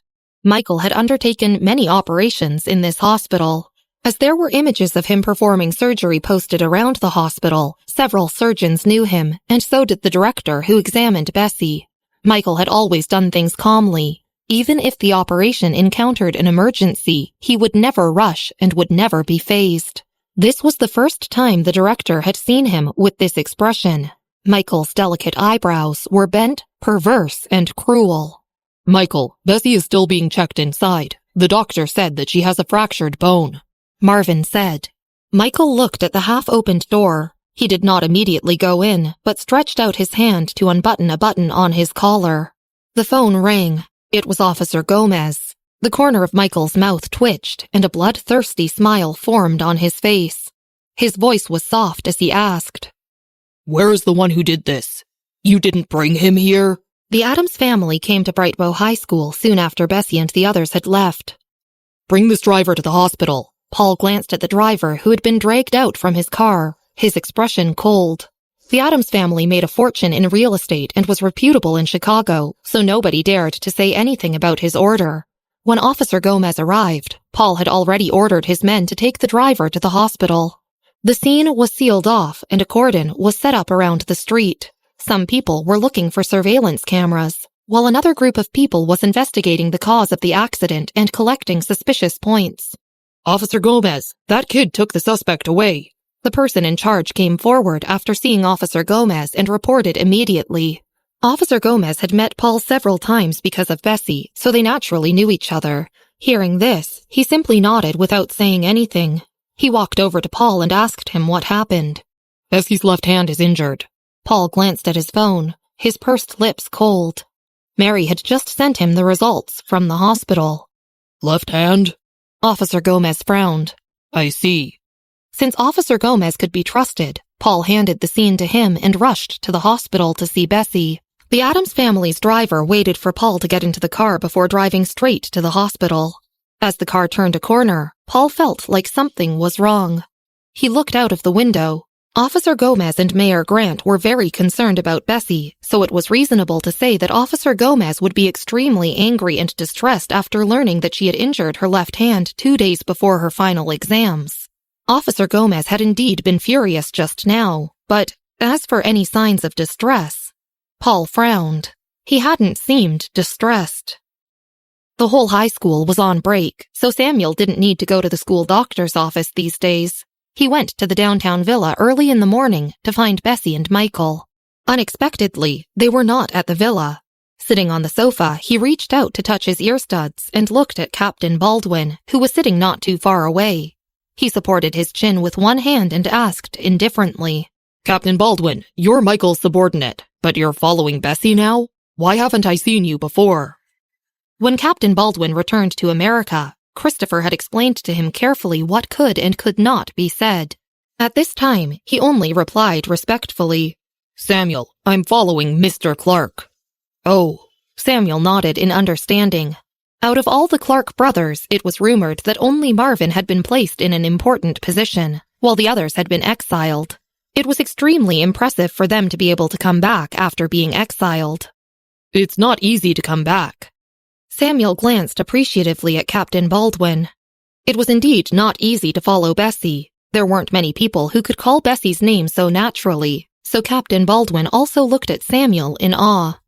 Samuel had already sent a message to Bessy asking when she would be back, but she had yet to respond. He laid down on the sofa and told Simons what he wanted to eat for lunch. Simons noted the dishes down one by one to report to the kitchen. He turned around and was about to go to the kitchen when the phone on the coffee table in the hall rang. Samuel was sitting on the side of the coffee table, his legs resting lazily on it. He was closest to the phone, so he picked it up directly and even turned to say to Simons, "It must be Bessy." But before he finished his sentence, he paused. Almost instantly, his expression turned extremely gloomy. He hung up the phone by slamming it down, then put down his legs, stood up, and walked outside with his car keys. As the youngest son of the Bright family, Samuel was always indifferent. In that way, he was somewhat similar to Bessy. Hence, Simons was surprised at his sudden, swift movement. Samuel, what happened? Samuel had already reached the gate when he heard Simons. Pausing, he turned around, a cigarette in his mouth, and chuckled coldly. Someone wants to die. Episode 218. Why Can't I Take My Final Exams? By the time Samuel arrived at the hospital, Marvin and Michael were in the corridor. A fat man was slumped on the floor. It was the truck driver. Mary was with Bessy in the ward. Samuel got down from the elevator, threw the cigarette into the trash can, and walked over. Michael, is this him? He raised his foot and kicked the person behind him, chuckling coldly. The Addams family's bodyguard said immediately, This man is very tight-lipped. He refuses to give us an explanation. Michael had just come out after helping Bessy deal with her injuries. Hearing this, he remained silent and only squatted down slowly. He grabbed the man's collar and forced him to look up at him. With dark eyes like the unchanging night sky, Michael asked, Did you hit her? The chauffeur admitted it, very simply. Yes. Did someone instruct you to do it? The driver thought of what the man had said to him and refused to sell him out. He even put on a mocking smile and said carelessly, No, it's completely due to my brake failure. I will carry any consequence by myself. The man had told him that since it was an incident of brake failure and he hadn't fled the scene nor killed anyone intentionally, he wouldn't be severely sentenced. And as a result of this incident, he would give him $500,000. It was worth it. Okay. Michael let go of him and nodded slightly. He stood up and Marvin handed him a document that had just been printed not long ago. The driver laid on the ground, his forehead bruised. He was slightly frightened by Michael's light actions. When he looked up, he saw the information in Michael's hands. There were several pictures printed on the back of the paper. It was a woman and a child. Their outlines were blurred, but anyone familiar with them would be able to recognize them. The driver's expression changed drastically. Wait, I said... Michael put away the document and wiped his hands with a piece of paper towel calmly. Marvin directly covered the chauffeur's mouth and pressed down. His tough face was expressionless, and he only sneered. Michael already gave you a chance, but you still refused to speak the truth. Since you're unwilling, you can't keep quiet about it forever. In terms of truth, there had yet to be a case where Michael hadn't uncovered the truth. Most of the people in Evanston knew how ruthless he was. The driver struggled harder when he heard this, but Marvin was not the same person anymore. Even if he had the strength of 10 more people, he had no chance of escaping from Marvin. Michael lowered his head and ignored the driver. After wiping his hands clean, he leaned on the wall instead of going in. He took out a cigarette, his expression light. But anyone familiar with him knew that his mood was now on the verge of extreme danger. Samuel glanced at him and didn't dare to disturb him. Without asking further about who had the nerve to instigate this incident, he went into the ward to see Bessy, signaling for the others to leave as well. Michael stood by the trash can, his cigarette lit. He didn't smoke it and just watched as it slowly burned to the end. His phone rang in his pocket and he picked it up directly. It was Joshua. I've heard from Simons. Joshua's voice was calm, and his face was speckled with deep gorges. It doesn't matter whether she can participate in her final exams. I'll arrange the rest of the matter. Under the cloud of smoke, Michael's eyebrows gave off an evil aura. His voice was very soft, and he sounded almost amused. No need, Dad. He hung up the phone and walked into the ward. Bessy didn't know that her injury this time had not only shocked the people in Chicago, but also several other influential people in Evanston. In the ward, Mary, Samuel, and Paul were all there. Simons had hurried over quickly after Samuel and had brought bags with boxes filled with soups and other dishes. He placed them on the table and took out the dishes one by one. Noticing Bessy's arm in a cast out of the corner of his eye, his heart simply sank. Bessy, drink the soup first. The temperature of the soup was just right, so Simons handed it to her. Mary sat beside Bessy's bed, telling her all the gossip about the driver excitedly. Everyone had been extremely careful inside, including Samuel. Nobody dared mention Bessy's left hand. They didn't want to rub salt into her wound. Bessy reached for the soup without any pain from her arm. There was no hint of sadness on her face, and she just drank the soup slowly. Sitting beside her, Mary couldn't go on about gossip anymore and burst out. Bessy, just cry if you want to. Don't suppress it. Cry? Bessy raised her head in surprise. Why would I cry? It's okay if you can't take your final exams this year. Mary squeezed her hand. I've thought about it. My grades might not be good enough to get accepted into Northwestern University after I graduate, so I'll repeat the year with you. Paul scratched his head. He didn't dare to say that he would also repeat the year with Bessy. His dad had always said that he was dissolute, so he might break his legs if he said he wanted to repeat a year. Simons took another stack of ribs out and comforted her in a low voice. Miss Miller, it's okay if you can't take the exam. I've already informed the elder Mr. Clark. Everyone was speaking in comforting tones, without any hint of great pity. They didn't want to affect Bessy's mentality. Wait. Bessy finally found an opportunity to speak. She glanced at them with a puzzled expression. Why can't I take my final exams? Paul heard this and scratched his head. He just glanced silently at Bessy's left hand. The fact that Bessy was left-handed was known by the whole school, but now her left hand was in a cast. The director of the orthopedics department had said just now that even with the experimental drugs in the laboratory, Bessy wouldn't be able to use her left hand for a while. But her finals were the day after tomorrow. Unless they could turn back time, how else was she going to take the exam? After hearing her words, everyone in the ward felt like she couldn't accept the fact that she couldn't take her final exams. They were genuinely afraid of upsetting her, so they followed along and Mary immediately changed her tune. You can take the exams, of course you can. You're so impressive. Simons also tried his best. Bessy, you can take the exams anytime you want. Bessy was speechless. She didn't know how to reply to those people. Carrying a bag of medicine, Michael came in while answering a call from Rick. The news of the car accident in Brightbow High School had been repressed. However, Michael had left his meeting in the middle of the conversation with such a bad expression, so a few people in Chicago had already found out what happened by asking around. The news of Bessy's accident had therefore leaked. It wasn't an accident? Rick knew about Bessy's relationship with Officer Gomez and Mayor Grant. He inquired about the situation while on the phone with Michael, afraid that someone would seek revenge for her. Michael lowered his eyes. There were many people in the ward, so he just responded calmly. No. Do you need manpower? Rick narrowed his eyes. Putting down the bag of medicine, Michael took out 2 bottles of medicine from inside and unscrewed the caps with one hand. I won't need your men. After he hung up, Rick raised an eyebrow. It looks like someone provoked him. Who was so brave? No one in Evanston dared to provoke him, but this person wasn't afraid of death? He thought for a moment and still took his coat and got up. His secretary asked him what he was doing, so he replied while taking out his phone to call Robert. I'm going over to check it out. Evanston wasn't as lively as Chicago these days. After he hung up the phone, Michael poured 4 pills on the lid and handed them to Bessy. Simons frowned at Bessy's plastered arm, both worried and distressed. He immediately went to pour water for her. Before his hand even touched the glass bottle beside him, Michael had already poured a glass of water and handed it to Bessy. He watched as Bessy finished her meal and ate the medicine. Then, he stood up and motioned with his eyes for Samuel to come with him. As they came out of the room, Marvin arrived. What the fuck? Samuel had endured his anger in front of Bessy, but once the door was closed, he crushed the cigarette in his hand angrily. Who would do this? He shut his eyes.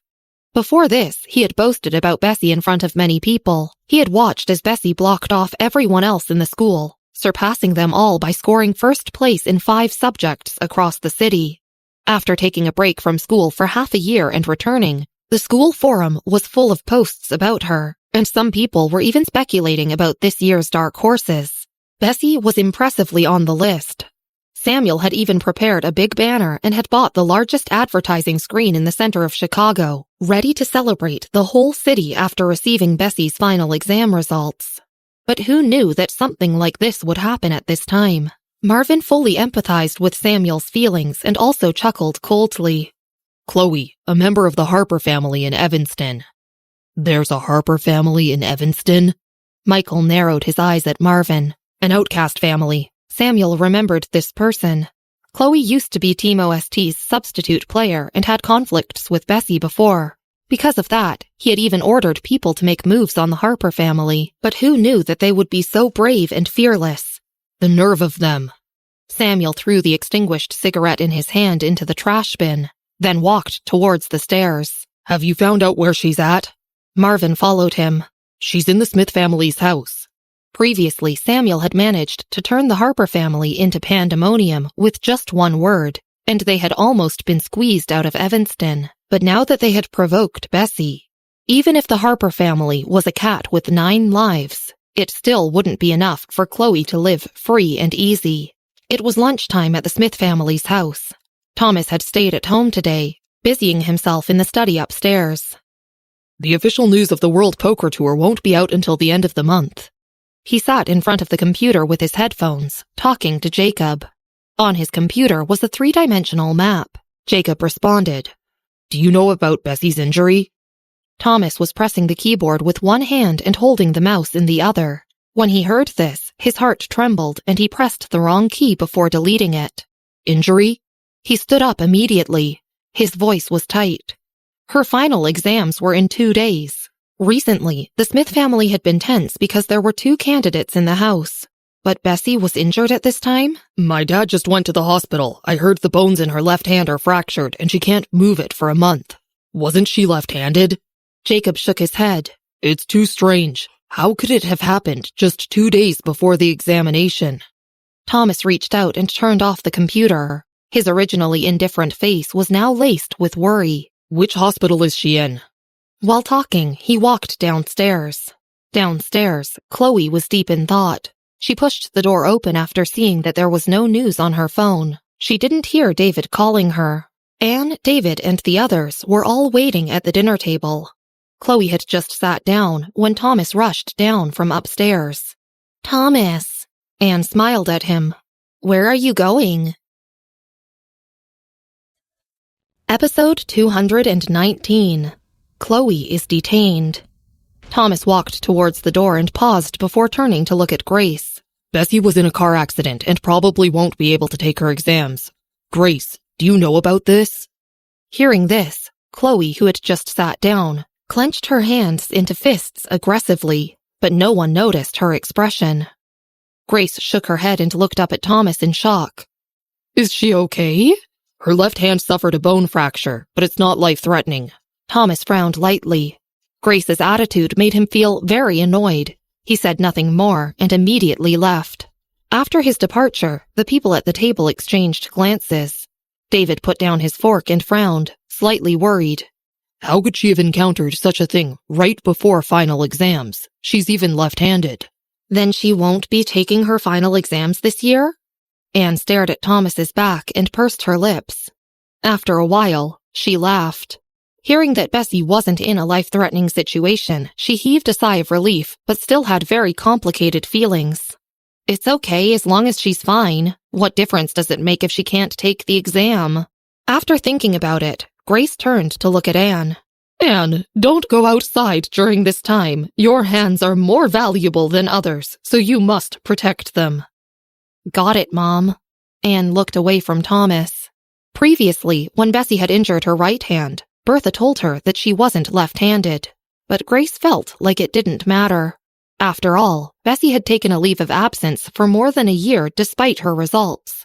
To her, it didn't make a difference whether or not she took the exam. It would be less embarrassing if other people thought that she had to repeat a year because she had injured herself in a car accident. Chloe, sitting on the side, seemed to relax after hearing that Bessy couldn't take her finals. Picking up her fork, she lowered her eyes and took a bite of rice, her drooping eyes full of mockery. Previously, because of Bessy, she had suffered countless setbacks in the Smith family and school. Ultimately, she had been kicked out of Team OST and her status had plummeted. Bessy had finally dropped out of school for half a year, but the moment she came back, the school forum had been filled with discussions about her. Chloe originally thought that Bessy's grades were so bad that the teachers didn't even bother. But who knew that her first midterm exam would be so surprising? Chloe took pride in her gaming and her studies, and in both, she had been crushed by Bessy. A seed of jealousy had germinated and grown into a towering tree. She noticed that Bessy never visited the Smith family after her return. After meticulous observation, it was obvious that Bessy wasn't in a good relationship with Anne. Without the protection of the Smith family and Anne, Chloe didn't feel a need to fear Bessy. Even though the Harper family was in a worse position than before, they were still untouchable to Bessy. Looking down at her phone, Chloe saw that there was no news on Twitter or the internet. She heaved a sigh of relief. If nobody paid any attention, Bessy wouldn't be able to cause big waves either. She picked up a piece of vegetable and was about to eat it. But a bodyguard rushed in from outside. "Mr. Smith, bad news. Someone has broken in." Chloe turned to look out the door, completely unaware that this group of people had come for her. Unbeknownst to her, she had provoked some influential people. Broken in? David was very surprised at the guard's choice of words. Who would break in this era? How did they break in? Who was it? For some reason, David felt slightly uneasy. He put down his fork and stood up, about to go outside to see what was going on. But then, the hall door was kicked open with a bang. A group of fierce-looking people barged in. Almost all of them looked vicious, and some even had weapons on their belts. The line of servants near the door couldn't help but stagger back a few steps, panicking. They stared in fear at the strangers who had just barged in. These people were divided into 2 rows and were all standing straight. From the door to the hall, and then from the gate, a few figures slowly walked over. The group of people was led by Samuel and Officer Gomez. Marvin and Captain Baldwin followed behind them. Further back, Rick, who had come to watch the show, also followed behind. The scene was a little familiar. David stared at Samuel and suddenly remembered seeing this exact scene when Bertha was critically ill last year. He particularly remembered Samuel's face. Putting down his fork, he took 2 steps forward and asked, a gentle smile still on his face, "Sir, may I ask what's the matter?" He was even more shocked to see Rick standing at the back. "Rick," he gasped. He didn't dare to neglect these people and greeted Rick the moment he saw him. But before he could finish his greeting, Rick interrupted him directly. "Ignore me. I just came over to watch the show." He waved his hand and then raised an eyebrow at Samuel. Samuel's expression was cold, and his usual indifferent aura had completely disappeared. He swept his eyes across the entire dining table and fixed his eyes on Chloe. "Take her away." He didn't bother beating around the bush and directly nodded his head towards Chloe. A group of bodyguards stepped forward and took hold of Chloe, who was still in a daze. At the dining table, David, Anne, Grace, and the others were shocked. They stood up immediately. David's expression changed drastically in this scene. "What crime has Chloe committed? What you're doing is illegal." The Harper family had entrusted Chloe to him, so how could he just let her be taken away like this? Samuel ignored David. He wasn't bothered with people of his level. The group of people took the dazed Chloe away. "Larry Marshall." David saw the man at the end and recognized him out of all the other people. Expressionless, Larry paused a little before glancing at David. He lowered his voice and said indifferently, "Mr. Smith, it's completely legal for us to take Miss Harper. As for why, unless you want your family's affluence to be gone, then it's best not to ask too much nor care too much." David chased after them, only to see the back of Samuel's car. He pressed his head, seeing stars. Who on earth had Chloe provoked? "Dad, what's going on?" Anne had also chased after them. Shaking his head, David took out his phone and made a call to the Harper family. His expression was completely dissociated. "I don't know yet, but I have to inform the Harper family first." The Harper family had entrusted Chloe to the Smith family, but now that such a thing had happened, David couldn't possibly hide it from them. Bessy had to stay in the hospital for observation for another day and would be discharged tomorrow afternoon. Mayor Grant and Scarlett were both there right now. In the ward, Paul and Mary were afraid that Bessy would let her imagination run wild, so they had stayed behind. Simons was afraid that these people wouldn't know the severity of her inquiries, so he had specially brought a family doctor to take care of her. Even though it was a VIP ward and was more spacious than a normal ward, it was still slightly crowded because of all the people inside. "Left hand?" Mayor Grant didn't sit and just flipped through Bessy's report. He looked at her plastered left hand and felt a little relieved. "It's a blessing in disguise. She should recover at ease. There's no need to worry about other things." Mayor Grant lowered his eyebrows and concealed his anger. Whoever it was that dared to target Bessy's hand, he would let them sit in prison. Paul and the others didn't know what Mayor Grant was thinking, but when they heard him, they couldn't help but exchange glances. Bessy had hurt her left hand, but it was a blessing in disguise. She couldn't even take her final exams. Scarlett still had short hair. She waited for the others to finish talking, and after thinking for a moment, said quietly, "Can you guys go out for a while? I want to tell Bessy something privately." After seeing Bessy's injury, Mayor Grant had heaved a sigh of relief and was in the mood to take care of other things now. Thus, he nodded and took out his phone to call Officer Gomez. Paul and the others also went out. As soon as they had left, Mary went to close the door. As she did, she saw Thomas coming over from the elevator entrance. Mr. Grant. Thomas had a good relationship with Jacob and had also seen Mayor Grant several times. Although he knew that Bessy knew Mayor Grant, he was still shocked to see him at her door and immediately greeted him politely. Holding his phone, Mayor Grant glanced at him and nodded slightly. Then he remembered something. "It's just you?"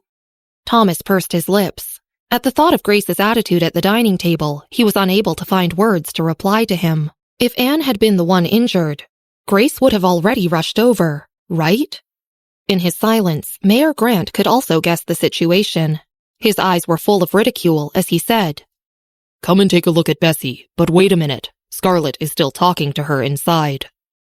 Even though he tried the whole afternoon, David failed to contact the Harper family in Evanston. He had called Larry to find out about Chloe, but to no avail. It seemed like there wasn't the tiniest bit of movement in the entirety of Chicago, so David was a bundle of nerves. It wasn't until the next day, on the morning of June 6th, that he received a call from the Harper family.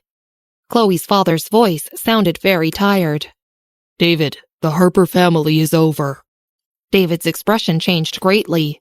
"How is that possible? Is it because of Chloe?"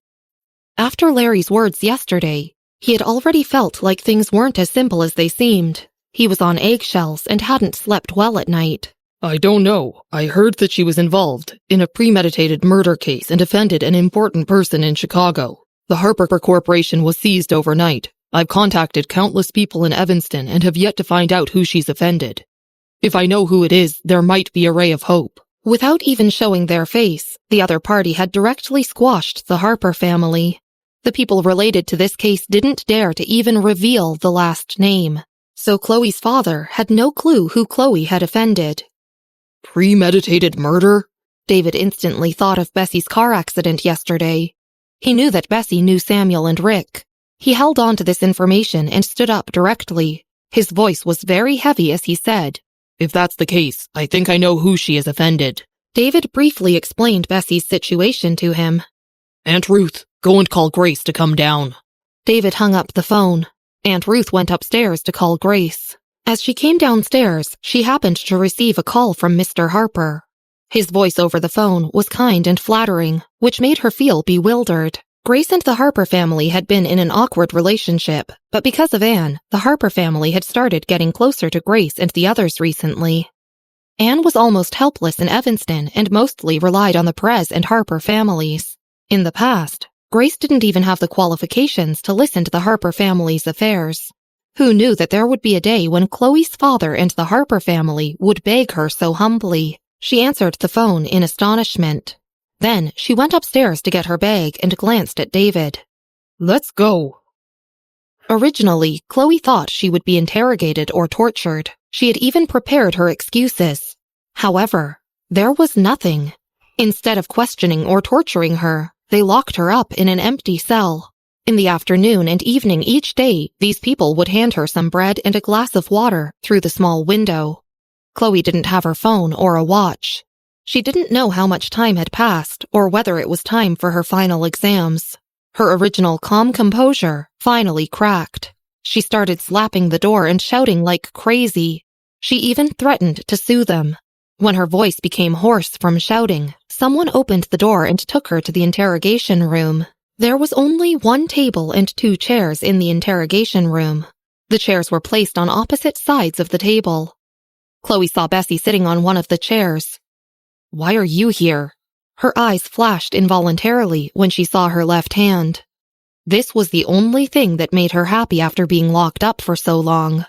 It seemed like Bessy really couldn't take her final exams after all. You racked your brains for a scheme to target my left hand, all to prevent me from taking my final exams? Bessy spun a pen with her right hand and leaned against the back of the chair. She raised an eyebrow, her face still cold and indifferent. Chloe didn't reply. She calmed herself down and sat down opposite her. I don't know what you're talking about. Bessy smiled. Without speaking, she picked up a pen with her right hand and in front of Chloe wrote down a line in the notebook. Episode 220. She's not left-handed. Without speaking, Bessy picked up a pen with her right hand and wrote a line on the notebook. Chloe looked down stiffly, staring in shock at the words. After staying in Brightbow High School for so long, she had heard many things about Bessy. For example, the rumors that she was left-handed and that her handwriting wasn't very nice. But now, she stared at the words on the paper. The strokes were steady and the handwriting stance was without restraint. It was nothing like what she had heard in the rumors. She stood up abruptly from her chair, her whole body stiff and her blood running cold. Bessy glanced at her and threw the pen on the table. She raised her head and smiled cheerfully. Sorry, but I'm not left-handed. This sentence was like thunder blasting through Chloe's mind. She stared at Bessy, her eyes turning dark and her body almost collapsing in shock. She had worked so hard just to prevent Bessy from going to the examination room tomorrow. While locked in here for one afternoon and night, the only comfort in her heart had been that Bessy wouldn't be able to take the exam since she had injured her left hand. After so many deliberations, never did she expect Bessy to be right-handed. Then, what was the point of racking her brain for all of those schemes? 5 minutes later, someone came in and took her out while she was still in a daze. Halfway across the room, she finally returned to her senses and grabbed the policewoman's arm. Where's my phone? Give me my phone. I want to call my dad. The policewoman glanced at her without a word. Then she asked someone to hand Chloe's phone to her. Chloe stared at the time. 1 night and 1 afternoon had already passed. That was, the final exams hadn't started yet. With trembling fingers, she called her father. The phone was picked up after only 1 ring, and Chloe quickly explained her situation to her father. Dad, I'm now... In her eyes, Bessy had no way of dealing with the car accident. But now, she had started panicking. Chloe's father's voice sounded very old. I've already asked your uncle to beg Bessy. If she's willing, we can settle this privately. But if not, you can only go to jail. Privately? Beg Bessy? As if she had just heard a joke, her lips curled up in a sneer. Dad, who are you kidding? Why do we need to beg her? She's just an orphan girl who has nothing. The Smith family and Anne won't even help her. Orphan? Chloe's father was silent for a moment. He was now waiting for David's answer and didn't even have the strength to scold his daughter. An orphan girl can make the Harper family the subject of an investigation. Chloe, I've already warned you a long time ago not to be too conceited. You can only pray for your uncle to help us now. Otherwise, I won't be able to save you. When Bessy left the police station, Michael was waiting for her at the door. Marvin's car was parked outside. Michael first opened the car on the left to let Bessy enter, before going around to the right side. Samuel sat in the passenger seat, leaning lazily against the door. He put his hand on the back of the seat and turned to raise an eyebrow at Bessy. Why did you go to visit Chloe? Michael unscrewed the lid of the thermos cup and handed it to her. She took a sip and answered casually. No reason. I just gave her a gift. Okay. Michael reluctantly accepted her answer.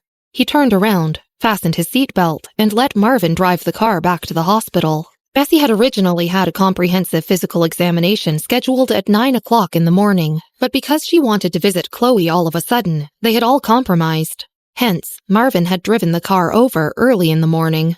Now they were going back to continue the physical examination.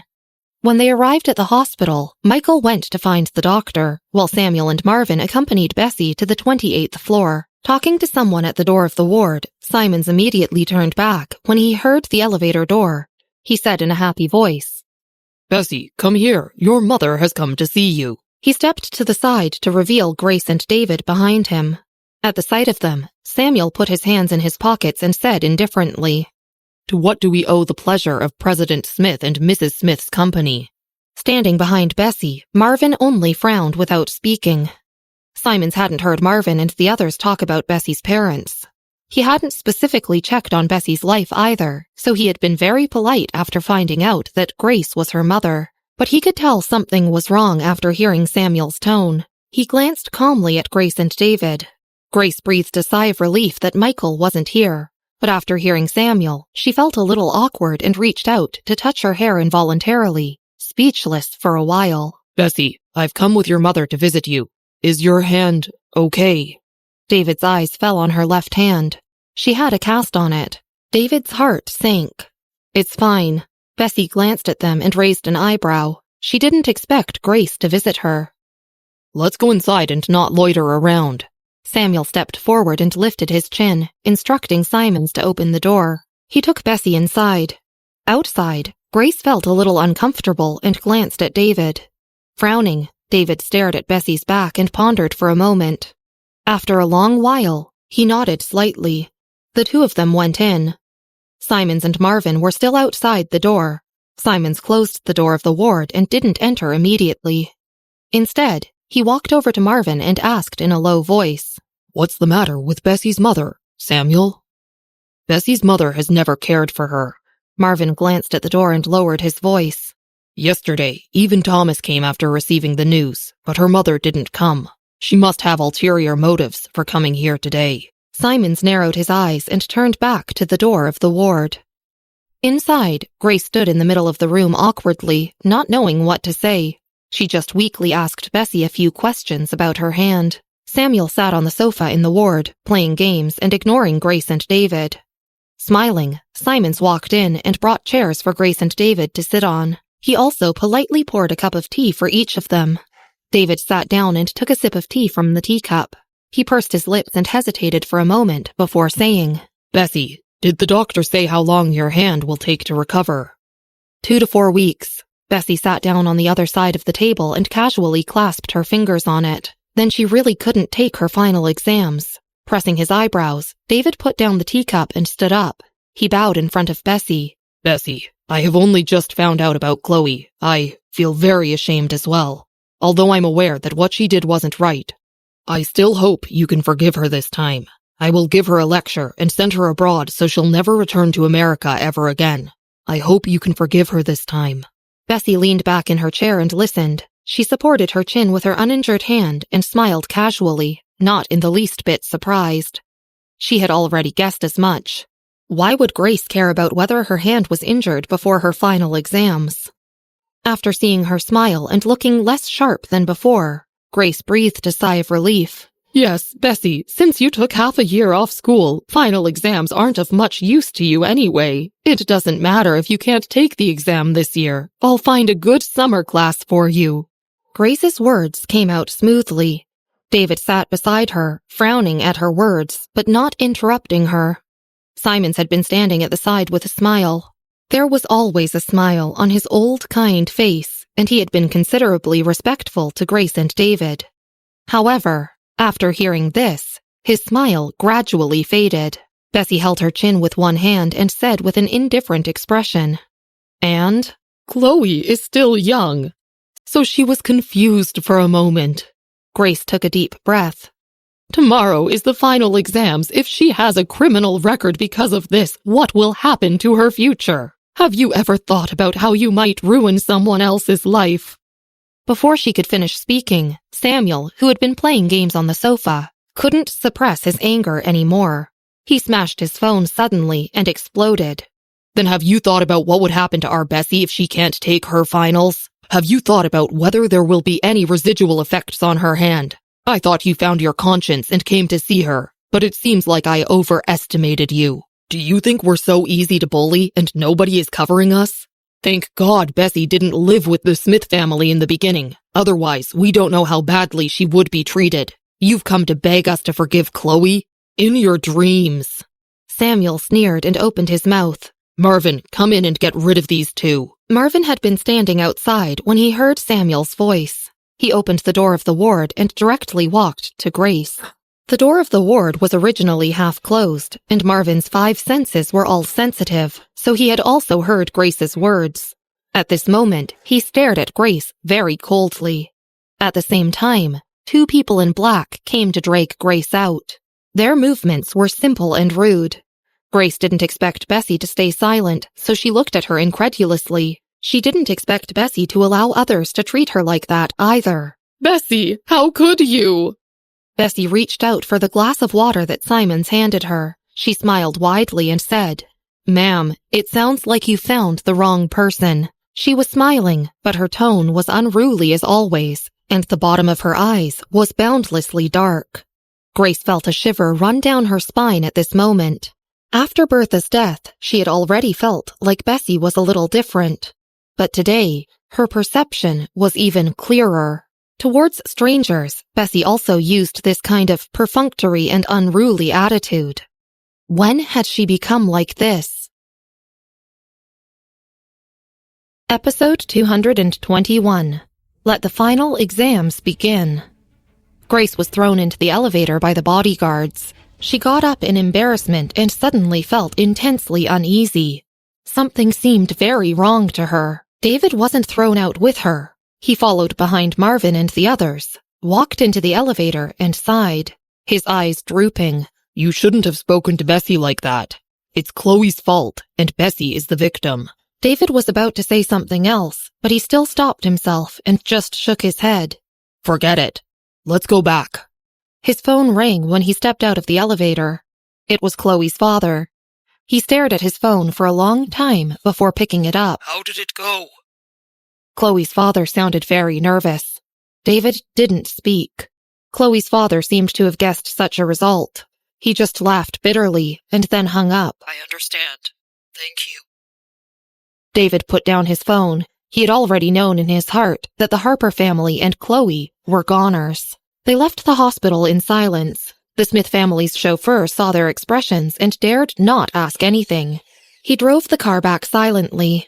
On the way, Grace was still feeling very uneasy. After returning home, she didn't go upstairs and just put her bag on the table before pouring herself a glass of cold water.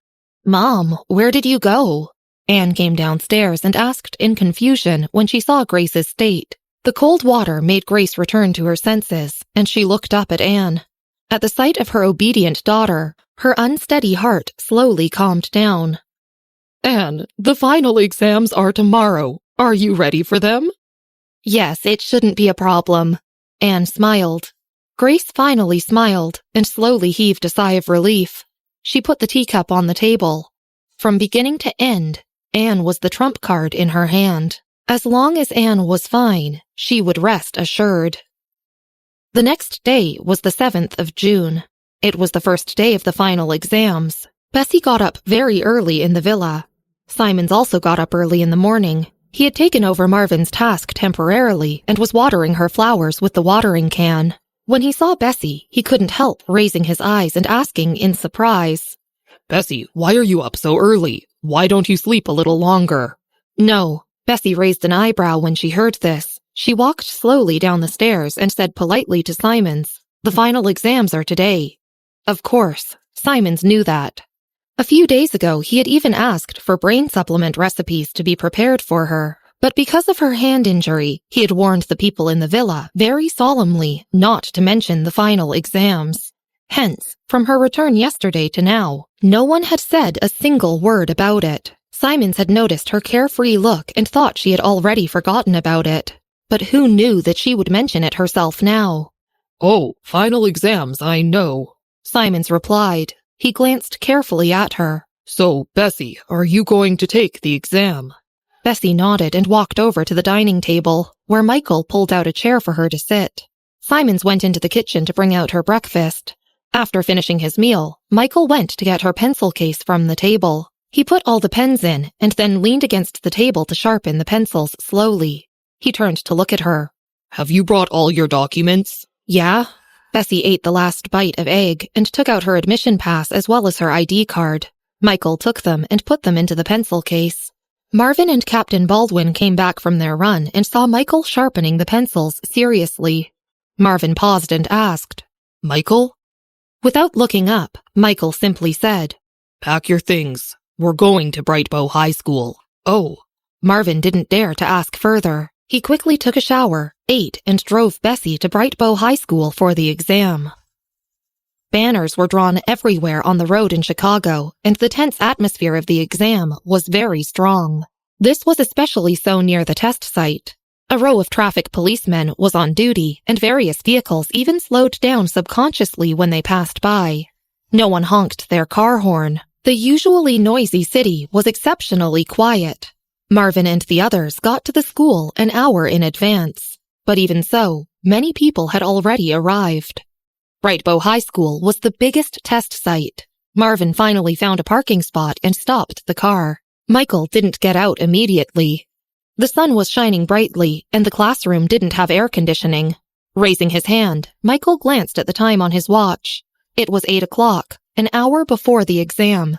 He turned to look at Bessy. "Are you going in now, or waiting for a little more?" Bessy looked down at her phone and thought about it. "Paul and Mary are still outside. I'll go look for them." Michael nodded and got out of the car first before walking to the other side and opening Bessy's car door. Standing at 5'11", he stood out amongst the crowd. At one glance, he saw Paul and the others standing by the school gate. "They're over there." He reached out and put the black peaked hood on her head, then led her to the school gate. There were many people walking everywhere. Due to the final exams, students and parents alike were a little anxious, but only Michael walked unhurriedly. He walked calmly, like ink flowing onto paper, his eyebrows all the more outstanding under the gleaming sunlight. Paul's mother was giving instructions to Paul when she saw them walking over out of the corner of her eye. She immediately paused and her expression became more cautious. "Bessy, over here." Paul didn't notice the change in his mother's expression and just waved vigorously at Bessy. After Michael and Bessy walked over, Paul introduced them to his mother excitedly. "Mom, this is Bessy. I've told you about her." "Of course, I remember." Paul's mother didn't dare to look at Michael and just focused on Bessy. "I still have to thank you for helping this brat. He has made rapid progress."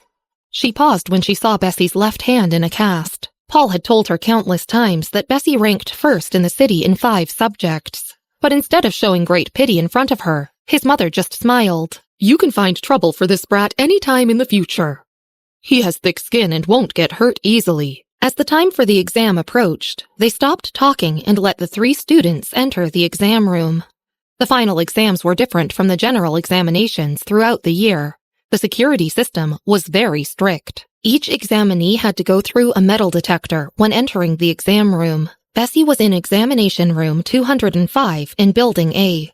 When she got there, the door of the examination room was already open, and the security guard was at the door with a metal detector in her hand. Bessy passed through the metal detector safely. There weren't many seats left in the examination room, and she didn't see anyone familiar. The last 2 digits of her test number were 19. There was only one empty seat in the 3rd row, so she walked over. Behind her, a boy followed her in. Beep! The alarm sounded. The boy looked dumbfounded. The security guard calmly took out a pair of scissors and asked the boy to remove the metal zipper on his pants. The boy looked down at his pants and was speechless. On the morning of the 7th, they were taking the English exam. After getting the paper, Bessy glanced over it and estimated the difficulty of the test. It was very difficult, and most people would probably lose their minds after taking it. It wasn't convenient for her to use her left hand, so she pressed the answer sheet with her pencil case and wrote slowly on the paper. Her right hand wasn't slow, but because she couldn't press the paper with her left hand, it wasn't particularly fast either. It was inconvenient to use one hand. She finished writing her composition 10 minutes before the bell rang.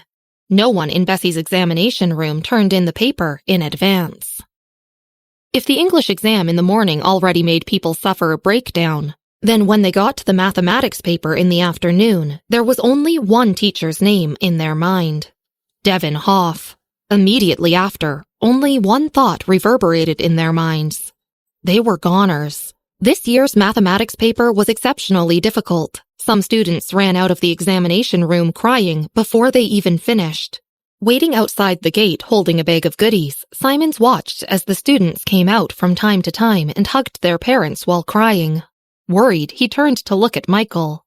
Michael, how do you think Bessy is doing? I just heard those examinees say that the questions were abnormally difficult. While talking, he saw Bessy coming out of the school gate. Since her left hand was in a cast, her right hand held her pencil case. She looked relaxed and not in the least bit stressed. Simons was silent for a moment. Oh, I've forgotten. Bessy probably can't feel the difficulty of the questions, right? How was it? Michael handed her some of the candy in the bag. She ate a piece and squinted while replying modestly. It was okay. Simons was speechless. Bessy could cheer herself up. Simons felt like it was possible that Bessy never once felt upset over being unable to take the final exams. Really. The mathematics paper on the 7th was very difficult. Although the papers on the second day were also more difficult than usual, the candidates didn't suffer as bad of a mental breakdown as the day before. At least no one suffered from a heart attack and had to find an ambulance. After the English test in the afternoon, the silent English class suddenly became active. They were all typing madly in their group chat. Wendy typed, "We've been released, Paul. What shall we do?" A representative of the biology class replied, "Liven things up. No one from English class can pull a no-show tonight."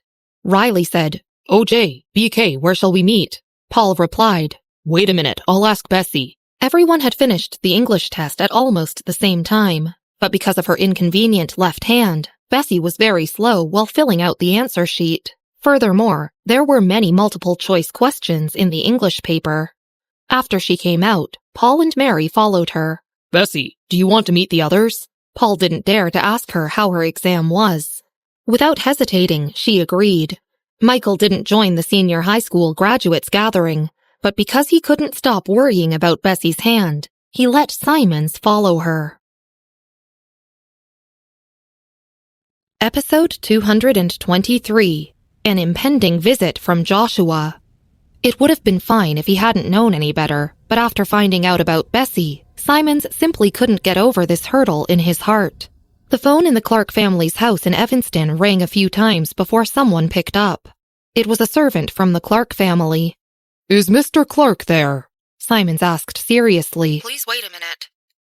The servant went to find Joshua. "Simons?" Joshua picked up the phone and asked directly, "When are you coming back to Evanston?" Simons was stunned for a moment but regained his composure quickly. "I think the final exam results will be released on the 23rd. After handling the miscellaneous matters, we will probably return in early July." "Early July?" Joshua squinted. That was still more than half a month away. He tapped his fingers on the table for a long time before asking, "Chicago scenery is good this time of year, right?" Simons had yet to realize his intentions. "What?" "It's probably beautiful. I heard that there are many historic sites and scenic spots there." Joshua mused. "I'll come to Chicago in a while to see the scenery." He murmured this to himself and hung up the phone without waiting for Simons' response. Simons was shocked to hear that Joshua wanted to come to Chicago to visit. He instantly forgot that he had called him to talk about Bessy's achievements in the first place. After hanging up, he sat on the sofa, thinking carefully. A long time passed before he finally looked up towards the stairs. His lips twitched involuntarily. Could it be that Joshua was coming to see Bessy? See the scenery? Although there were indeed a few historic sites in Chicago, they were underdeveloped. How were they comparable to Evanston's sites? Most importantly, Joshua hadn't been in good health and hadn't left Evanston for decades. While Simons was still brooding over this, Michael, Samuel, and the others returned. "Michael!" Simon stood up immediately in greeting. Taking off his jacket, Michael rolled up the sleeves of his black shirt. He took a cup of tea from Simons and went to sit down on the sofa. Samuel sat down opposite him, glancing upstairs apprehensively before asking Simons, "Bessy hasn't come down since the end of the examination?"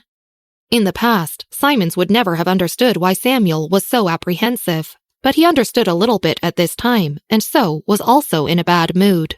He nodded slightly at Samuel, thinking that Bessy had stayed upstairs because she was too upset. "Michael, there's one more thing," Simons said, remembering what Joshua had just said. "Mr. Clark said he will be coming to Chicago soon." Worried about Joshua's health, Simons had decided to inform Michael about this. Reaching out to pull up his sleeves, Michael frowned. Why is he coming to Chicago? To join in the fun? Was he going to play cards with Principal White? Simons didn't dare tell him that Joshua might be coming to visit Bessy. He just lowered his head silently and minded his own business. Upstairs, Bessy was unaware that a certain heavyweight wanted to come to Chicago, specifically for her. She sat down in front of the computer desktop and turned on her computer. A video popped up on the computer screen soon, showing a dull and indifferent face. It was her neighbor, Mr. Cheatham. Tonight was the English class's gathering. Had it been possible, she would have wanted to join them as well. However, she still had to deal with some matters at the World Poker Tour. She had no choice but to come back early. "Mr. Cheatham," Bessy said and glanced at him. She raised an eyebrow. "You're in Evanston?" Yes. Mr. Cheatham took his hand off the keyboard. I can only rest assured by overseeing your EA series myself. It'll be released at the end of this month. Have you finished your exams? When will you come to Evanston? "Not so soon. I have to figure out my summer plans first." Bessy picked up her black bag with her right hand and opened the zipper one-handedly. Nodding, Mr. Cheatham noticed her hand and couldn't help frowning. What happened to your hand? Someone vile stirred up the hornet's nest. Bessy glanced indifferently at her hand. "It's fine, don't worry." That's good. Mr. Cheatham didn't ask which vile person she had offended. After all, she wasn't the kind to get the short end of the stick. Several people are investigating you. Will you appear at the press conference this time? "No, it's too troublesome. We'll just follow the rules." Bessy squinted and took out a document from her black backpack. Mr. Cheatham agreed. He watched as she took out the document. Then he stood up to pour himself a cup of tea. Have you signed yet? He asked and took a sip of the tea. "I didn't have time." Bessy took out a pen and signed a few letters on the first page. "I'll have someone send it to Evanston later. Please check it carefully then." Okay. Mr. Cheatham put down his teacup and continued discussing several procedural issues with her. They were about to hang up when Mr. Cheatham asked in a rather light tone, The president doesn't know about your injury, right? "I don't think so." She leaned on her chair and said calmly, "The news hasn't been blocked." That's good. Mr. Cheatham nodded. Then he won't come to Chicago. Turning 2 more pages, Bessy continued to sign the paper and didn't reply to him. Seeing how she was ignoring him, Mr. Cheatham couldn't help but shake his head and chuckle. Okay, we'll talk in detail when you're in Evanston. "Okay." Bessy reached out slowly and hung up the video. She was continuing to sign when her phone rang again. It was James's number. She put down her pen and picked up the phone. It was Tucker on the call. Bessy, how was your exam today? Tucker asked quietly. He had called twice before finals. Leaning back in her chair, Bessy raised an eyebrow when she heard that it wasn't James on the phone. She said in a relaxed voice, "It was okay." Then can I visit you during my summer vacation? Tucker's voice sounded a little cautious. Bessy didn't reply immediately. On the other end of the phone, Tucker was almost holding his breath. After thinking about it, Bessy didn't reject him completely. "Don't come to Chicago. I might be coming to you," she said. She hung up the phone and then threw it aside. Picking up her pen again, she signed on the last page. Her handwriting was sloppy, but her forms were sharp. If anyone else had been there at that time, they would have recognized it. The messy letters she had signed were Poppy's signature. After signing, she put the documents in a file and went downstairs to find Simons. "Can you mail this to Evanston?" Simons glanced at it and nodded directly. His attitude towards her was much better than towards Michael. Unaccustomed to this, Bessy coughed and told him the address. "Just mail it there." Simons replied warmly, "Yes, Miss Miller. Anything else?" "No." Bessy pressed her temple with her right hand. Once Simons had left to mail the file, she lowered her head and asked Michael, who was beside her, "Is Simons all right?" "He's fine." Michael glanced at her left hand and confirmed that there was no major problem today before explaining lightly, "It's just a period of temporary insanity." Bessy squinted. "Really?" At the gate, Simon sneezed and rubbed his nose. He found the errand guy and said a few words in a low voice before handing him the document. "Evanston Financial Center?" The errand guy glanced at the address and was taken aback. "Are you sending something to the young lady?" Stunned, Simons was surprised to hear that Bessy was mailing something to the financial center. "No, this is a letter from Miss Miller." The errand guy simply nodded and left without asking further about Bessy's matter. Simons, on the other hand, felt something was wrong. He looked behind him and stared at Bessy's room on the second floor. He frowned slightly. What was Bessy mailing to the financial center? How did she know someone from there? After Tucker hung up the phone, he held onto it with shining eyes. "Tucker, did you just call your sister Anne? When is she coming?" Tucker's mother was setting out bowls on the table and glanced at him. He pursed his lips and responded vaguely. Although he was still young, he was well aware that his mother was very opposed to his father bringing Bessy back home. He handed the phone to James and went back to do his homework in his room. "This child." His mother frowned and glanced at James. "I realize that both your daughters and my niece are taking final exams this year. I wonder how they did." Sitting quietly while smoking a cigarette, James picked up his phone. He knew that Tucker had called Bessy and was also worried over how she had done for the examination this year. More than half a month passed by very quickly. June 23rd arrived in the blink of an eye, and all the candidates of the examination were a bundle of nerves. Today, the final exam results would be released. Every year, this period of time would be extremely stressful for every high school in Chicago. First came the days of the final exams, then the day of the results. Several teachers who were originally on vacation came back to the teaching building early that morning. The final exam results would only be available at 9 or 10 o'clock.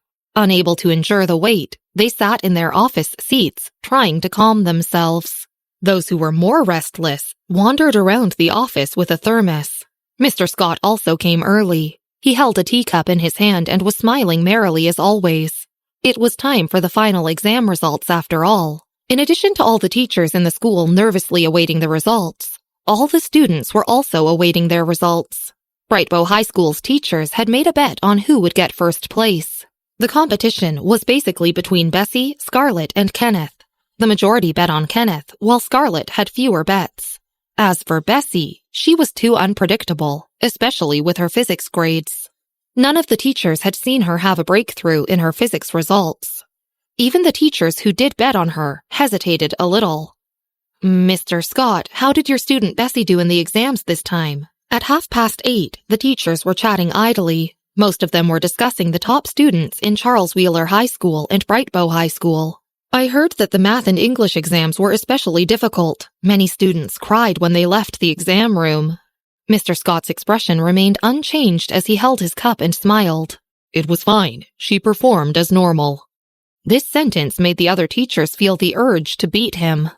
While they were talking, Mrs. Lewis sat off to the side by herself. Her lips were pursed as she stared in the direction of the computer.